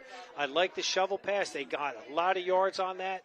So now it's 4th and 4, so let's see what Coach comes up with on this one. Officially 4th and 3, but pretty close, and they're 0 for 2 on 4th downs tonight in Wyoming area. So good yardage on that, about 10 yards on that shovel pass to Weedle. So Wyoming area again, inside Prep territory. No points to score yet to show for it. DeLuca back surveying, still looking over the middle, and nowhere to go. He overthrew his intended receiver, grabbing, and the sophomore not near the ball. Prep holds, and they take over on downs for the 3rd time tonight. Well, you'll see he actually threw into double coverage right in here. There were 3. You had outside coverage man-to-man. Then you had the 2 linebackers and a free safety coming up. So there's actually 3 purple jerseys. That would have been a tough one to complete. And Mackey lined it there on the coverage. And also Andrew Dempsey and Will McPartland. So flip the chains. Prep has the ball of 14-0. 3-3-3 remaining in the 3rd. Prep trying to win their 4th straight District 2 AAA championship. And maybe a meeting again with Northwestern Lehigh. Harris back. trying to set up a middle screen to McParland. They do. McParland's very quick if he gets in the open. Will McParland has speed. He gets a block from James Pappas, and he is gone. No flags, and it's a North American Warhorse touchdown, 54 yards for Will McParland. Great call by Coach Pasqualiccio on that. First down, let's go keep your foot on the gas. Nice job. Lewis Parrish, nice touch on that ball. And look at this, open field. Great burst, great speed. Look, he's got receivers downfield looking to help out. No one to block. Again, great job. He's holding the ball tight that time. Yeah. You saw Will McParland holding that ball. Yes, he was. He had one fumble. He wasn't going to fumble again. That's a big touchdown for Will McParland. It's through the air.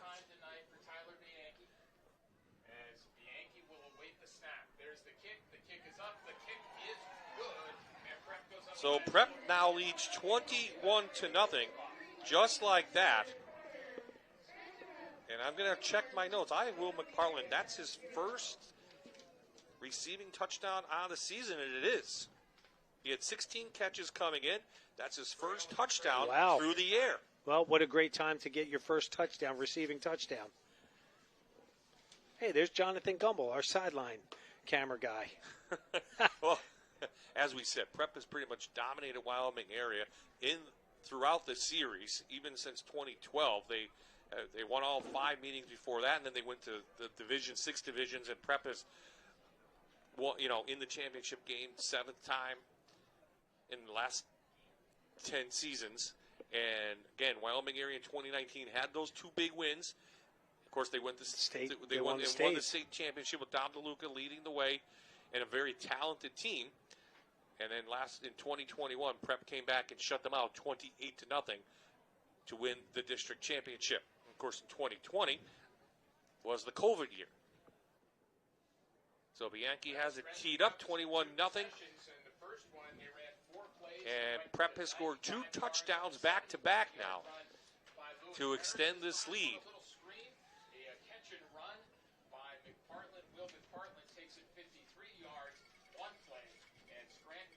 So a little squib kick down to Morgan. Morgan knocked down, and he's tackled by Brandon Farmer, a backup running back, freshman as well. And here come the Warriors back out. ST Enterprise Auto Group is conveniently located on Wyoming Avenue in Exeter. We are family-owned, and regardless of your credit, we will get you approved. Come by and check out our inventory of vehicles. Plus, we offer daily and weekly rentals. ST Enterprise is a proud supporter of Warrior football. Well, Wyoming area played some great defense in that first half. 7-0 was the score. They had to get the ball over back to Prep, and Prep took advantage on 2 big plays as Paris took a long run and they drove the field 95 yards, and then on one play on the last possession, a big pass to McParland, and here it is again. So it's just a basic screen pass. And again, it was for 54 yards, I believe. So again, Bob, you said how the big plays are. Look at that. Again, I know we were speeding that up, but he was fast. But he's fast. I mean. So a little tie up with the chains, and they got that all figured out. Give you some scores after this from scores from around the area.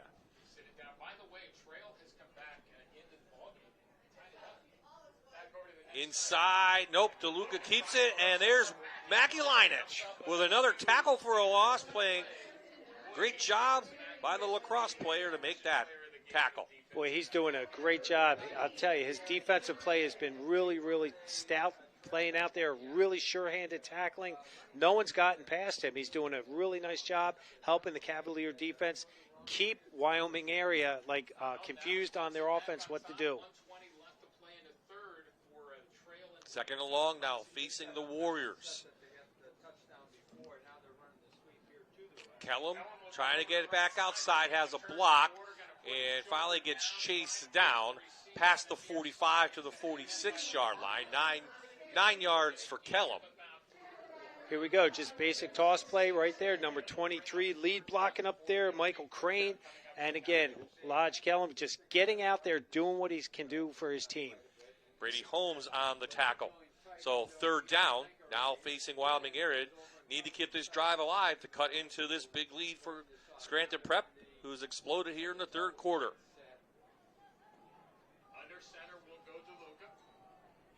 Little handoff.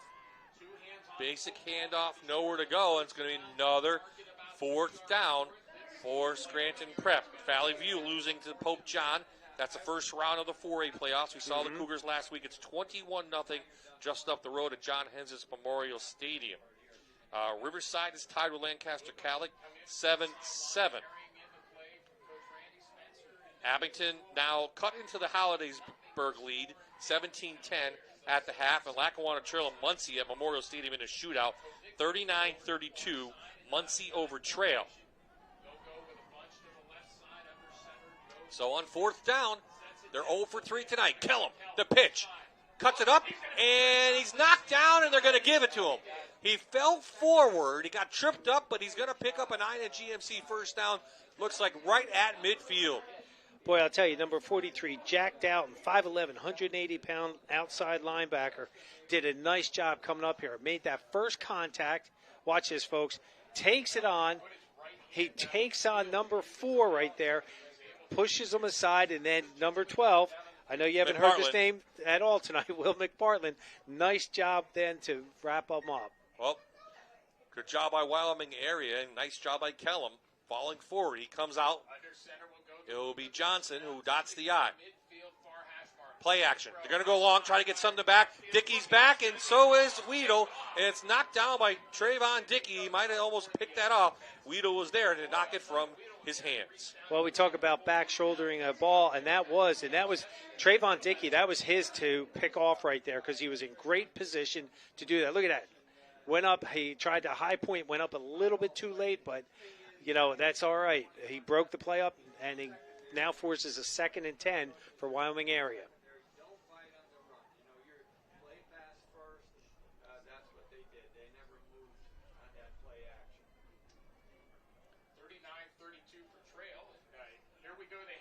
Johnson, nowhere to go, and the defense is there. Mackey lined it again, comes up and makes a nice tackle. 3rd and long. Great job by lining it right in there. And watch, number 75, a big guy coming down the line of scrimmage. Again, active hands, active feet. Get your helmet, get your face into that picture at the very end. That's what coaches want to see. Under a minute to play in the 3rd quarter. Warriors trail 21-0 over the 3-time defending champs, the Cavaliers of Scranton Prep. So Cavaliers bring in their nickel package, expecting a pass. Crane in there, and you see Kellum goes out into the slot. 3rd down and 9 to go. DeLuca serving, has time. DeLuca has time, and he kind of sides-arm it. And did Weedle catch it? If he did, it's going to be short of a first down. And I think it's going to go incomplete. They're bringing it back. I didn't see a signal quick, but here we go. Oh, yeah, definitely hit the ground. Yep. I was blocked from our view up top here. And another 4th down. You have to go for it if you're Wyoming area. There's no tomorrow for them. No, and you're down 21, and midfield, yeah, you could pin them in deep, but changing the field position at this point of the game when you're down, they really need to get something going here.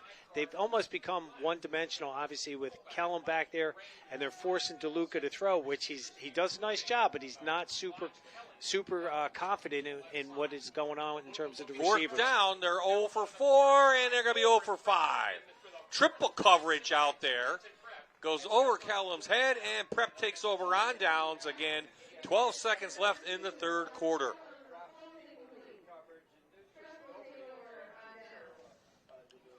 So Randy Spencer's team getting 4th downs in, but just can't get over the hump there.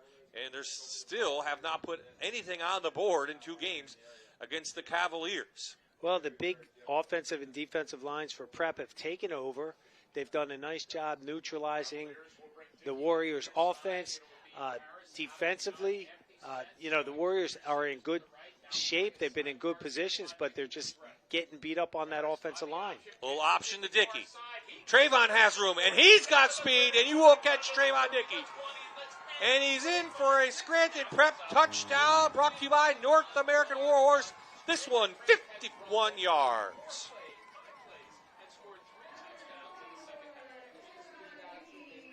Here you go. It's just a base option play. He just flipped it out. Lewis Parrish, smart. Look at the acceleration through the hole. And Trayvon Dickey, see you later. 6 points to help seal this deal right now for the Cavaliers. Well, we've heard many times about explosive plays carrying the way. 3 explosive plays in this quarter for Scranton Prep.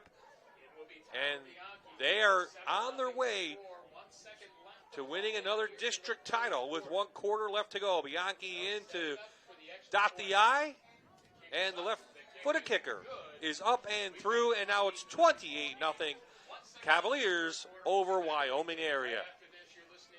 That's 2 drives that took 1 play each, Coach. They've just these are obviously they're just been killing Wyoming area with explosive plays. So if I'm scouting, if I'm Northern Lehigh, it's like you would be saying, okay, right now they can explode at any time. We've got to contain 24. We've got to contain 5. We've got to contain 12. So they're going to have their hands full. And they can throw it down the field once in a while, on the outside to Trayvon Dickey or Brady Holmes. So that should be a good one. If they end up winning this game, they'll host it right here with Western Lehigh, the number 1 team in the state. They lost in the state finals a year ago, and they're up big on Conwell Egan. Down in Palmerton area. Okay, Rivers. Let's see. Out of town kind of scores. District 4. Danville is beating Lewisburg. That's the District 4 AAA championship in the 3rd quarter. 14-9 the score over Lewisburg. Troy, 32-7 over Warrior Run, looking for their first ever District 4 AA championship for the Trojans. Trail 38-39 to Muncie. They've really cut into that lead right there. So good job for the Coach Jervis and the Lions. Keep going. They got another quarter to play. They do. Bianchi's kick, a little squibbler. Morgan again. Morgan trying to get outside and taken down by a host of Cavaliers. And that will do it. We'll flip the field when we come back. It's the 4th quarter in the District 2 AAA championship.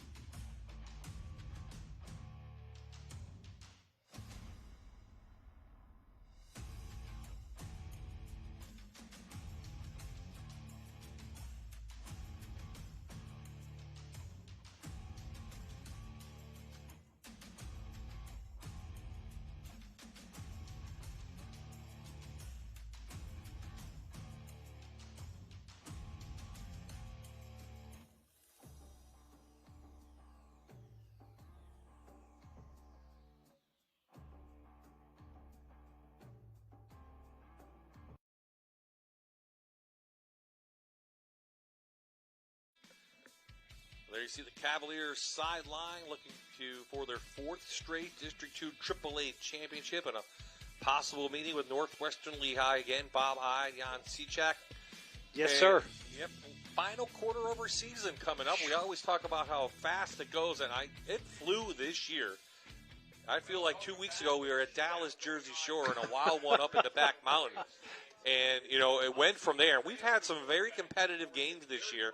We've seen some great teams that have won and are playing for district championships and have won district titles here on MyTV WQMY. And we're happy you could join us each week. We'll say good luck to all of our teams as they head into the state playoffs. DeLuca back to the outside. He's got a receiver. He's got Gravine, and Gravine up inside Cavalier territory. Nice pitch and catch. And he's up to about the 40-yard line, so 26-yard gain. There's a little play action. They fake the ISO back here to Callum, and he just does a nice job getting that ball open. What was impressive was that Gravine ended up just throttling down. He made himself available. He didn't run into any coverage. Well, you need one touchdown at a time if you're Wyoming area. They'll pitch it to Kellum.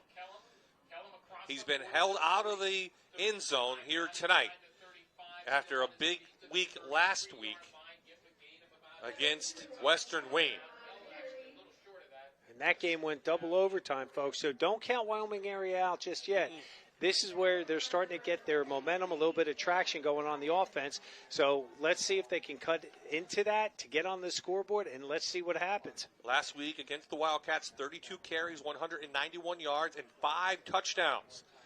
None here tonight. Of course, he backed up a very good running back the last 2 years, Aaron Crosley. So you're like, hey, I haven't heard from him. Well, you hear from him this year. Kellum, 2,100 total yards coming in on the ground. Little fake the pitch. We're going to go long. Dickey down there, and it is intended for Gravine, and it goes incomplete.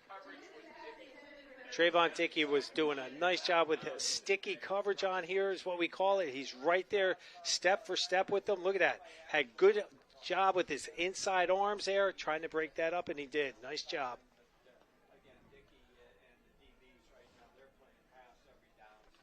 So 3rd down now. Expect maybe another pass. Well, you got 2 downs, I think, to get 5 here for the Warriors, but time is really not on your side. And down 4 touchdowns. They give it to Kellum.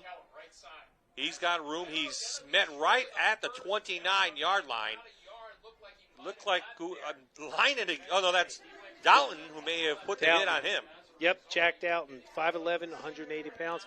Nice job. Look at how they're just the purple jerseys are taking on the block, shedding, and then making the tackle. Kellum did a nice job with his cut on that. Boy, is he smooth. Tell me if you've heard this before, Coach. 4th down again for Wyoming area. This time 2 yards. They're 0 for 5 on 4th down plays tonight. I don't think we're going to see a tush push in here, that's for sure. No, I think we're going to. And they're going to that split 6 look right there to bring the extra 2 guys on the line of scrimmage. Nope, they're going to fake it to Luca. Trying to get to the outside, and he barely just does. He needed 2. He got 3. So tonight in GMC, 1st down for Wyoming area. Clock stopped. He went out of bounds. Well, nice job in there. Again, 68. Andrew Steinberger, he pulled from his right guard. He just folded around the tackle, and he took on that outside linebacker that walked up, and that's what freed DeLuca to get that 1st down. So Dalton right there just couldn't get there in time. So a new set of downs for Wyoming area. Trying to get anything on the board against this high-powered Cavalier Scranton Prep team. Kellum, right side, little gap. Drag from behind by Sharples. Gain of 4. Well, Steinberger, Chase Grogulski, Paul Panic, Chase DeSanto, the offensive line for Wyoming area, Matt Getze, they're starting to come in now. They're starting to move some people around. What Wyoming area has not shown tonight is that explosive play. They don't have that big play. We haven't seen it yet. We've seen 4 or 5, carries. We've seen, a gain of 11, but nothing longer than that here tonight. The one big pass play, that's been it. And we've seen, well, again, I'm not going to say Wyoming area is one-dimensional, but they have a great athlete in Lodge Kellum, and they're keying. Prep is keyed them, and they've held them in check. That's why there hasn't been any big explosive plays. But their tackling, their pursuit has been really, really tenacious tonight. So that's been really tough for Wyoming area to try to get anything going.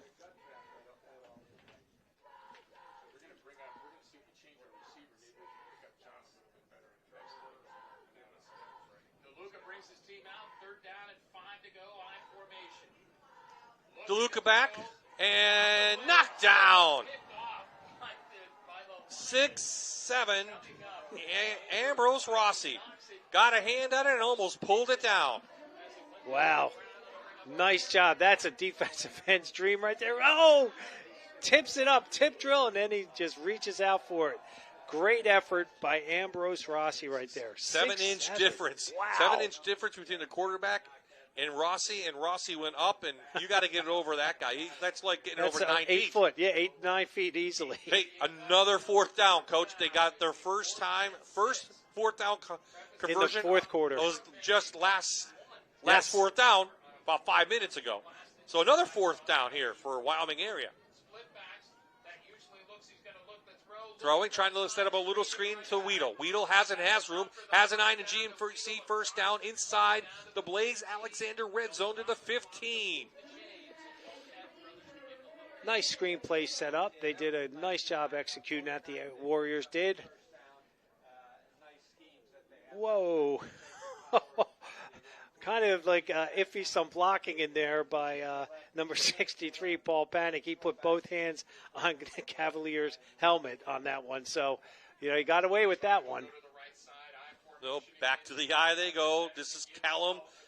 Callum puts his head down. Knocked down by Andrew Dempsey and Reese Tanner in there. Up to the 10. Well, they're starting to put together a nice drive in here. They've converted 2 fourth downs. They're getting closer to the end zone. But, time is definitely, obviously, under 8 to play. Yeah. In the game, you're down 4 touchdowns. Back to Kellum. Another big hit.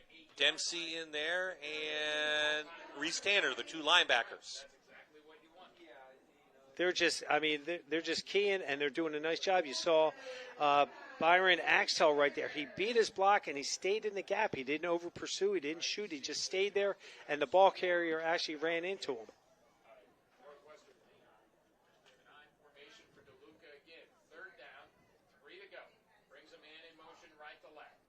Left side, Kellum gets a nice little push, and guess who? The 2 linebackers are there. They shove him back. And it will be first and goal. So it's an ING GMC first down. Again, inside the Blaze Alexander red zone, we have a down Warrior. Looks like some cramping. But it will be first and goal for Wyoming area. Max Getsy, the man down. He did a nice job pulling on that. You see him. He goes down. And you can see he's just grabbing the back of his thigh right there. His teammate came over right away, Steinberger, and tried to stretch it out. Here come the training staff. Make sure that he's okay. It is cold out there, and again, you do start to cramp, believe it or not. You're not drinking as much as you should because it is cold out, but, this is going to happen. So the Warriors started the season with 2 very tough games. They beat Crestwood, and, of course, Dallas lost their first 3, but that was a shootout. And Wyoming area had a big offensive day. Then that loss to Western Wayne. Then they reeled off some big wins over teams with losing records. Let's kind of remember that. Yes. So, you're like, is that false? I don't know what you call it, false hope. It doesn't really tell how good your team is. Well, but they beat the teams very handily, as they should. So there wasn't a false sense of security in there, but they started out with 3 tough games, and then they rebounded, went on a great run, and now they run into a buzzsaw with Scranton Prep. Kellum knocked down quickly again. Again, time is just ticking. Kellum gets up very gingerly. There's a Dempsey in there again. Wow, that was a Dempsey great job. Dempsey had the first hit. That's the middle linebacker, and those 2 middle linebackers are pretty big. Dempsey's listed 205. I think he's more like 220. He's a pretty big boy. 230 for Reese Tanner. So those are some big middle linebackers. Kellum again. Kellum head down. Gets to the linebackers, but again knocked down. Gets to the 2, call it. Well, this is no gain. The offensive line, there was a stalemate up there, and that's where you're going to count on the athleticism of Kellum in there to try to make something happen. Try to squeeze through, get everything, fight for every inch you can.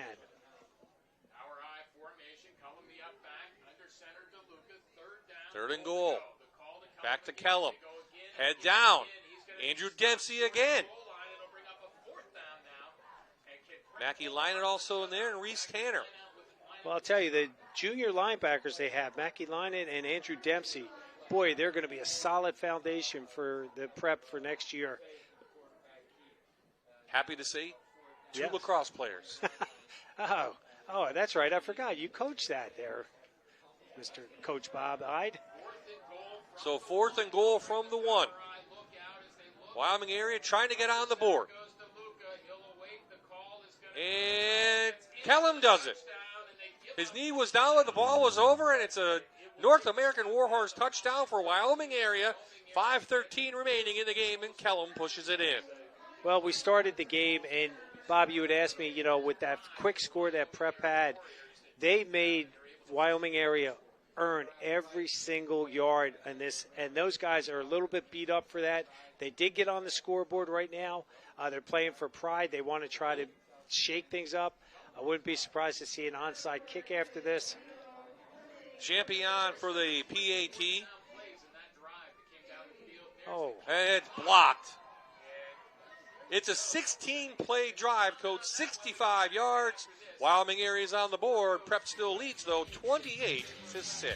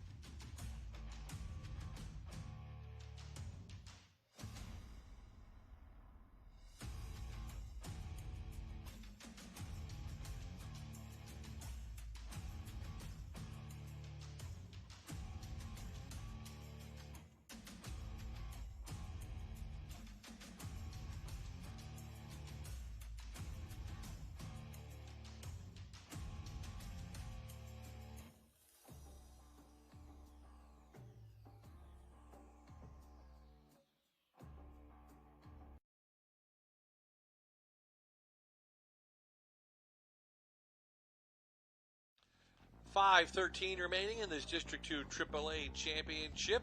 Wyoming area gets on the board, kind of expecting a onside kick, and they're lining up for it as Feeney tees it up. But why not? You got nothing to lose, no tomorrow for the losing team.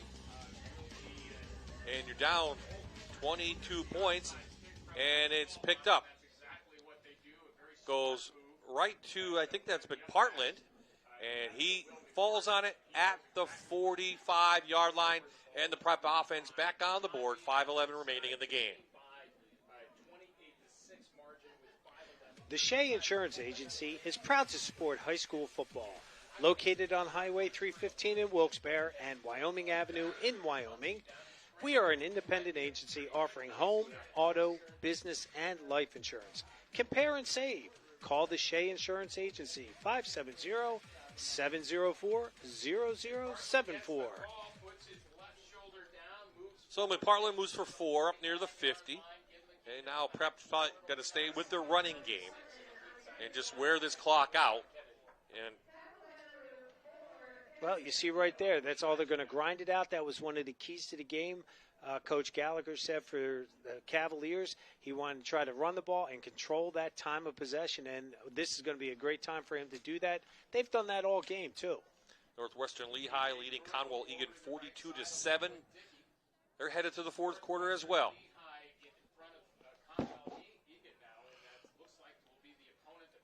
Also, Lackawanna Trail has surged ahead of Muncie in a wild one downtown. McPartland there, but he stood right up. Good defense. That Maruk, can't see who made the tackle on the bottom. Steinberger called his name frequently tonight. And the Warriors called timeout. Matt Rokowski from his linebacker position, inside linebacker. 5'8", 200-pounder. Did a nice job in there, stopping him right at the line of scrimmage. So Cavaliers wanted to change up their schedule, make it a little more difficult, and they did. I mean, Valley View, they shut out here. Everyone was surprised at that. The Cougars then went on, we know, to win 10 straight. And then they pick up 2 teams from out of state, which we talked about. We saw them against Scranton. They beat Loyola down in Maryland, and the Canisius team came up here. They have a couple real nice athletes, but they held in there, and they only lost 39-25. And then they went on a run. I was at the Delaware Valley game. That was a tough game. You said that. That was a physical game between two good teams. And they pulled that one out on the road on a Saturday afternoon. And then from there, they basically have cruised. Well, and what ended up happening for Prep by playing out of their league, they played a lot of bigger schools, and they got lots of power points. So Paris picks up past the 45 to the 44-yard line. He picks up 7 yards and a 9 in GMC first down. Just quarterback keep. He was looked like the option, and he just kept it and pulled it up inside. Again, Lewis Parrish, he's a heck of an athlete, heck of a nice kid, smart kid, and he's got the accolades, he's got the attributes in terms of his offensive skills. I mean, and a very good wrestler, too. He's district one, I believe. I did went not to the know district that. finals. Maybe even won the district championship, I have to recall. But, yeah, he's a wrestler as well at prep. What's the next level for him? I mean, he could play quarterback, maybe at a Division III, but most likely defensive or maybe a tight end. But I mean, with his quickness, they played him at defensive end, and he's been around the ball when he's been in it. And we saw him in the Scranton game playing some defense, and boy, he's not afraid to hit. I mean, he's a solid young man. He's got, I was looking at his stats to start the game. He's well over 1,300 yards now. He's got 11 touchdowns on the ground. He's got another touchdown in the air, so he's at 16 for this season. So, I mean, his career, he's at over 3,600 yards running. I mean, almost 24, well, over 2,400 yards and passing. I mean, that's just crazy how good this young man is. Anthony Pritz, the sophomore, he'll stay next to Paris as Will McPartland takes a break. They'll give it off to Prince. Prince is a very good running back in his own sense, a Carbonell, and he sheds 2 tackles. Still on his feet, Anthony Pritz, up to the 25-yard line, 20-yard gain, all on the legs of Anthony Prince. He's 5'9", 175-pound sophomore. Look at that. Just RPO. Nice job by Braden McPartland to pull from his slot position to lead block up onto the linebacker, and that's what sprung Prince. Nice job.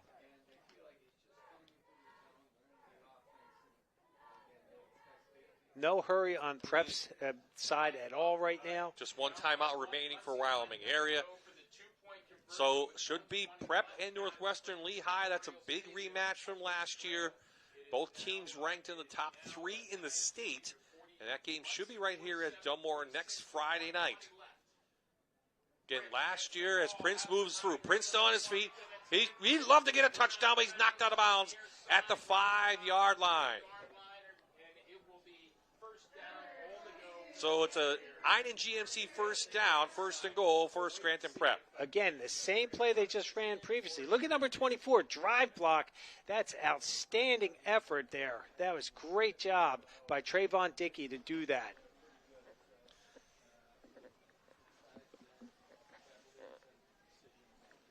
So Muncie goes down, scores with 1:20 left. They get the 2-point conversion down at Scranton Memorial Stadium, up by a score of 47-46.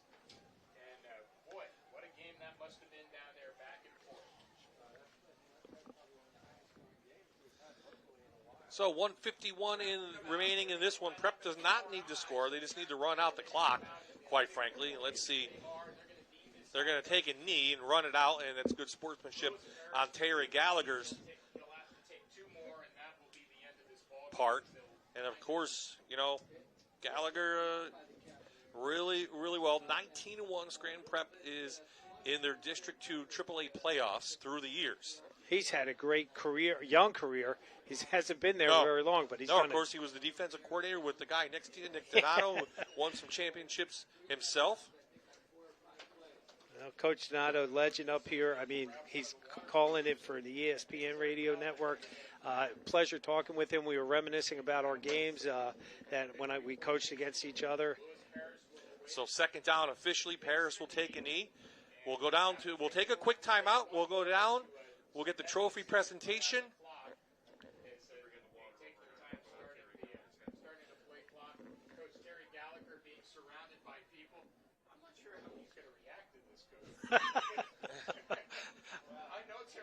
Yeah, Terry's not a happy guy to begin with. The water goes on him. Terry, I mean, this is expected from Scranton Prep. All year long, they've been our number 2 team. Again with Danville. Danville looks like they're going to win it, and there's the water. Still looking for Coach Gallagher, and that will do it. They're going to dump it on Coach Gallagher if they can find him, and that will it. They get him. Scranton Prep are your 2024 District 2 AAA champions. The final score, 28-6. Thank you to the referees all year long for all of their help. We really appreciate it. when Jan and I return. We'll be back down on the field. We'll talk to the champions and talk to them about next week's game against Northwestern Lehigh. That will do it so far here at Dunmore Veterans Memorial Stadium. Jan and I will be right back after this.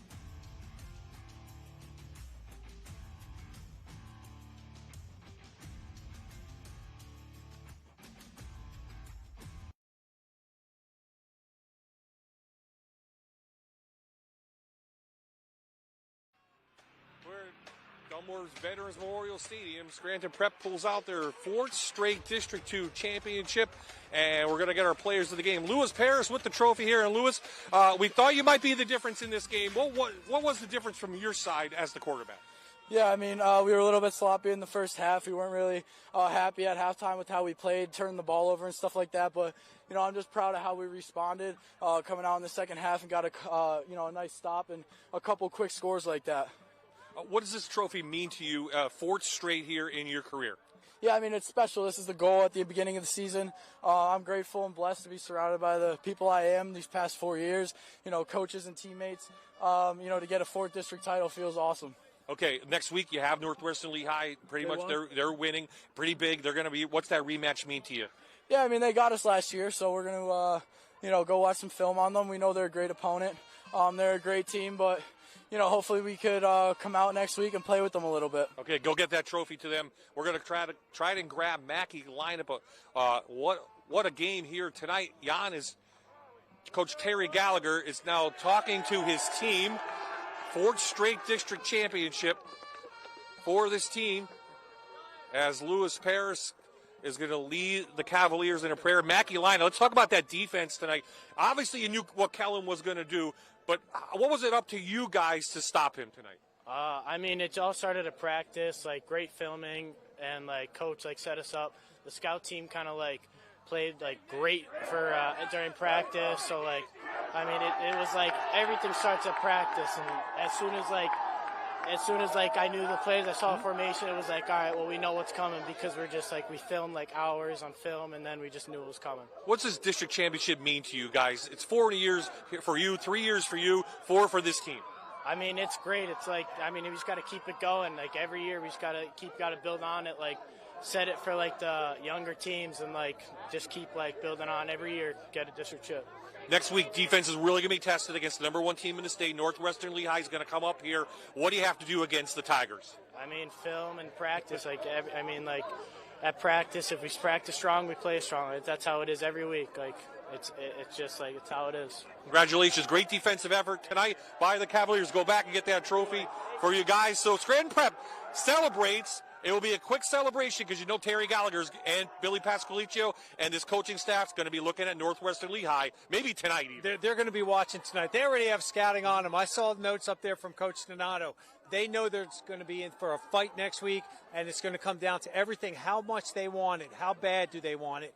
And the Prep Cavaliers have to come out, great mindset. They're going to have to quickly forget they won districts and focus on the next step, which is Northern Lehigh.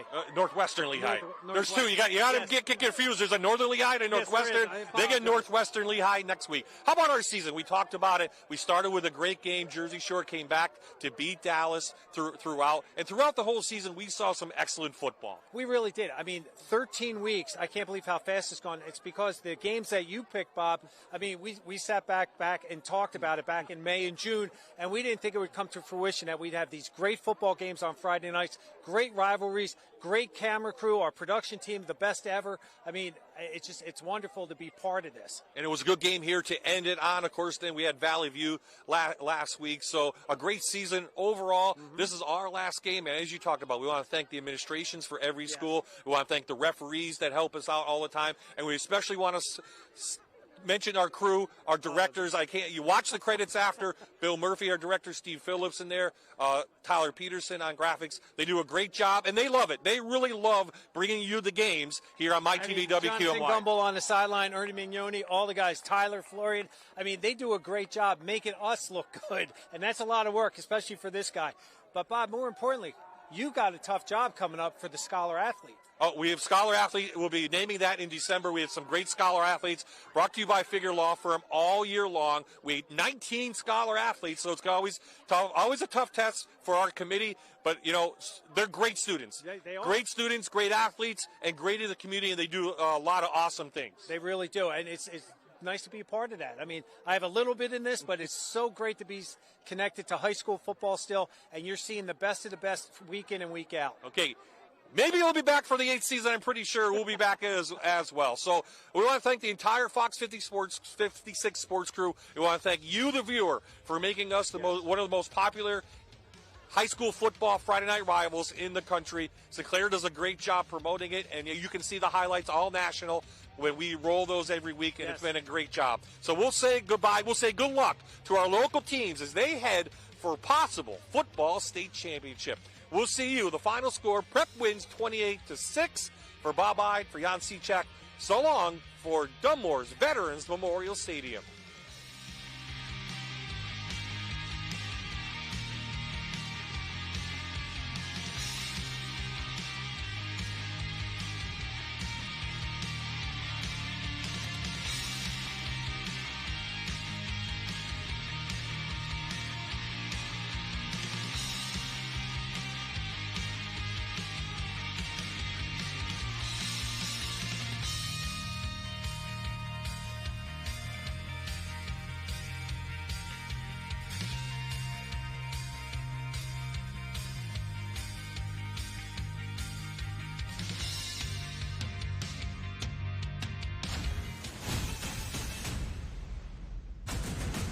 You're watching North American Warhorse Friday Night Rivals, sponsored by Blaze Alexander Family Dealerships on MyTV WQMY.